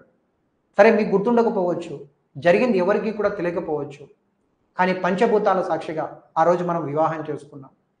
వివాహం చేసుకున్న సంగతి కూడా ఎవరు చూసుండకపోవచ్చు, కానీ పరమాత్ముడు ఉంటాడు, తనకు మాత్రం అన్నీ తెలిసే ఉంటాయి కదా. మనం చేస్తున్న పని ఎవరికి కూడా తెలియకపోవచ్చు, పరమాత్ముడు అన్నీ కూడా చూసే ఉంటాడు కదా అని చెప్పి ఎంతో భంగపడుతుంది అన్నమాట శాకుంతల. ఎన్నో విధాలుగా నచ్చ చెప్తుంది. కొడుకు పుట్టాడు, ఎంత వాడయ్యాడో చూడండి. సో ఈ కొడుకుని మీరు మీ రాజ్యానికి అధికారిగా చేయండి, రాజుని చేయండి, మీకు నరలోకం వెళ్ళకోకుండా స్వర్గానికి వెళ్ళే ప్రాప్తి ఈ కొడుకు ద్వారా మీకు వస్తుంది అని చెప్పి చెప్తుంది అనమాట. యాక్చువల్గా వీళ్ళిద్దరిది గాంధర్వ వివాహం అండి, ప్రేమ వివాహం. అంటే ఎవరు లేకుండా వాళ్ళిద్దరు ప్రేమించి వివాహం చేసుకున్నారు. దాన్నే మనం గాంధర్వ వివాహం అని కూడా చెప్తాం. దుష్యంతుడిది శాకుంతలది గాంధర్వ వివాహము, ప్రేమ వివాహము అని చెప్తాం. సరే, కొడుకుని స్వీకరించండి, మీకు నరలోకానికి వెళ్ళకోకుండా నరకానికి వెళ్ళకుండా స్వర్గం ప్రాప్తిస్తుంది, ఎన్ని విధాలుగా చెప్తుందో. అలాగే స్త్రీ ధర్మాన్ని కూడా చెప్తుంది, భార్య యొక్క ఇంపార్టెన్స్ చెప్తుంది. కొడుకుని స్వీకరిస్తే నీకు ఏ విధంగా స్వర్గం దక్కుతుంది అనేటువంటి విషయాన్ని చెప్తుంది. ఎంత చెప్పినా కూడా తాను వినట్లేదు. ఎంత చెప్పినా కూడా తను ఏంటంటే వినట్లేదు అనమాట. ఎంత చెప్పినా కూడా తను ఏంటంటే వినట్లేదు. తర్వాత వన్ ఫైన్ అవర్లో ఆకాశవాణి వచ్చి చెప్తుంది. సభ మొత్తం చూస్తూ ఉందండి, ఇదంతా కూడా సభ మొత్తం కూడా చూస్తూ ఉంది. ఆకాశవాణి రూపంలో ఈ విధంగా ఏంటంటే ఈ విధంగా మనం చూసుకుంటే దుష్యంత మహారాజుకి మొత్తం చెప్తుంది. దుష్యంత మహారాజా, ఆమె నీ భార్య శాకుంతల, అతడు నీ కుమారుడు భరతుడు, ఖచ్చితంగా ఈ భరతుడు నీ రాజ్యాన్ని, నీ గౌరవాన్ని గొప్పగా ముందుకు తీసుకుని ఎన్నో యాగాలు చేయబోతున్నాడు. నువ్వు అతన్ని నీ కుమారుడుగా స్వీకరించి రాజ్యాన్ని అప్పగించు అని సభ మొత్తం చూస్తుండగా దుష్యంత మహారాజుకి ఆకాశవాణి మొత్తం స్టోరీ చెప్తుంది. అప్పుడు దుష్యంత మహారాజు మళ్ళీ ప్లేట్ మారుస్తాడు. ఏమంటాడంటే ఈసారి, నాకు ఇదంతా ముందుగానే తెలుసు. శాకుంతల నా భార్య అని తెలుసు, భరతుడు నా కుమారుడు అని తెలుసు. కానీ ఇక్కడ ఉన్నటువంటి ఈ ఆస్థానం ఉన్నటువంటి ఈ రాజగణం ఏదైతే ఉంటుందో, మంత్రి గణం ఏదైతే ఉంటుందో వాళ్ళకి కూడా తెలియాలి కదా. వాళ్ళకి కూడా నేను గాంధర్వ వివాహం చేసుకున్నాను, ఇతడు నా కుమారుడు అని వాళ్ళకి కూడా తెలియాలి కదా. అందుకోసమే ఇలా చేశాను అని చెప్పి ఈ విధంగా శాకుంతలను తన భార్యగా స్వీకరించి, భరతుని తన కుమారుడుగా స్వీకరించి, భరతుణ్ణి తాను బతికుండగానే సింహాసనం మీద కూర్చోబెడతాడు అనేటువంటి ఒక విషయాన్ని మీరైతే గమనించాల్సి ఉంటుందన్నమాట. ఇది దుష్యంతుడికి అలాగే మన శాకుంతలకి మధ్య జరిగినటువంటి స్టోరీ అనేటువంటి ఒక విషయాన్ని మీరు గమనించాల్సి ఉంటుంది. ఇక్కడ వరకు చూడండి. ఇంకా ఏదైనా చిన్న చిన్న పాయింట్స్ ఉంటే రేపటి క్లాస్లో చెప్తాను. రతిదేవుడికి సంబంధించి ఒక చిన్న స్టోరీ ఉంటుంది. హరిశ్చంద్రుడికి సంబంధించి, సత్య హరిశ్చంద్రుడికి సంబంధించి కూడా ఉంటాయి. మరీ టూ మచ్ ఇంపార్టెంట్ ఏం కాదు, బట్ అవి కూడా నేను వీలైతే రేపటి క్లాస్లో యాడ్ చేస్తానండి. ఇప్పటికే చాలా సమయం అయింది, సో ఇక్కడితో ఆపేద్దాం. ఈరోజు చూడండి ఎన్ని మాట్లాడుకున్నామో చూడండి. ఈరోజు అబ్జల్యూట్ సినిమా అని చెప్పాను, సినిమాని తలపించే విధంగా మీకు ఈ పాయింట్స్ అన్ని చెప్పాను. అంబరీషుడు కథ మాట్లాడుకున్నాం, గంగావతారాన్ని మాట్లాడుకున్నాం, రాముని అవతారం గురించి ఆల్రెడీ మాట్లాడేసాం, పరశురాముడి స్టోరీ మాట్లాడుకున్నాం, దుష్యంతుడికి శకుంతలకి మధ్య జరిగినటువంటి గాంధర్వ వివాహం, యయాతి చరిత్ర గురించి కూడా మనం మాట్లాడుకోవడం జరిగింది. ఇవన్నీ కూడా నవమ స్కందంలో మనకు ఉన్నటువంటి అంశాలు అనేటువంటి ఒక విషయాన్ని మీరైతే గమనించాల్సి ఉంటుందండి. స్టోరీస్ అన్ని గుర్తుపెట్టుకోండి. సో ఇప్పుడు చూడండి, మనం చిన్నప్పుడు మన అమ్మమ్మ తాతయ్యలు ఏంటనేసి అంటే చిన్న చిన్న స్టోరీలు మనకి చెప్పేటోళ్ళు. కానీ ఇప్పుడు పిల్లలు చిన్నవాళ్ళుగా ఉన్నప్పుడు రాత్రి వేళల్లో ఏదైనా ఒక కథ చెప్పమని చెప్తే అమ్మ వాళ్ళు ఏం చేస్తున్నారు, ఒక ఫోన్ ఇచ్చి ఏంటనేసి అంటే ఇదో వీడియో చూసుకో అని చెప్పి పెడుతున్నారు, పక్క పంపిస్తున్నారు. కానీ ఈ స్టోరీలన్నీ విని మీరు వదిలేయకోకుండా ఈ స్టోరీ మీ పిల్లలకు కూడా చెప్పండి. వాళ్ళకు కూడా ఏంటనేసి అంటే మన హిందూ ధర్మం గురించి, అలాగే మన మైథాలజీ గురించి, మన చరిత్ర గురించి ఏంటనేసి అంటే వాళ్ళు కూడా తెలుసుకునేకి అవకాశం ఉంటుందన్నమాట. ఫర్ ఎగ్జాంపుల్, ఈరోజు మనము అంబరీషుడి కథ ద్వారా ఏం తెలుసుకున్నాం? దైవభక్తి ఉంటే దేన్నైనా జయించవచ్చు అనేటువంటి విషయాన్ని తెలుసుకున్నాం. పరశురాముడి యొక్క స్టోరీ ద్వారా తండ్రి మీద కొడుక్కి అమితమైనటువంటి ప్రేమ గురించి మనం తెలుసుకున్నాం. దుష్యంతులు శకుంతలాదేవి మధ్య ఉన్నటువంటి లవ్ స్టోరీ, గాంధర్వ వివాహం వల్ల కలిగేటువంటి అంశాల గురించి మనం ఏంటనేసి అంటే తెలుసుకున్నాం. యయాతి చరిత్ర వల్ల ఏంటనేసి అంటే ఎంత సుఖాన్ని అనుభవించినా కూడా అదంతా కూడా తాత్కాలిక సుఖమే, ఫైనల్గా మనం చేరుకోవాల్సింది విరక్తి అనేటువంటి భావనలోకి అని చెప్పి ఆ విషయాన్ని తెలుసుకున్నాం. ఇవన్నీ ఎలా తెలుస్తాయి మనం చెప్పుకుంటే ఫ్యూచర్ జనరేషన్స్కి. సో కాబట్టి Hindu philosophy and temple system అనేది కేవలం మనకి ఏంటనేసి అంటే ఎగ్జామినేషన్ పాయింట్ ఆఫ్ వ్యూలో మార్క్స్ కోసమే కాకుండా ఇలా కొన్ని మన చరిత్రకి సంబంధించిన అంశాలను కూడా తెలుసుకునేందుకు వీలైతే నేర్చుకునే ప్రయత్నం చేయండి. ఇంకో 10 మందికి తెలియజేసే ప్రయత్నం చేయండి, ఉపయోగపడుతుంది. ఓకే, మరి రేపటి క్లాస్లో 10వ స్కందం గురించి మాట్లాడదాం. రేపటి క్లాస్లో శ్రీకృష్ణుడు గురించి, తన జన్మ వృత్తాంతం గురించి, తన యొక్క గోపికలు, ఇలాంటి స్టోరీ అంతా కూడా రేపు ఉంటుంది. రేపటి క్లాస్లో డిస్కస్ చేసే ప్రయత్నం చేద్దాం. మళ్ళీ కలుద్దాం. Thank you very much.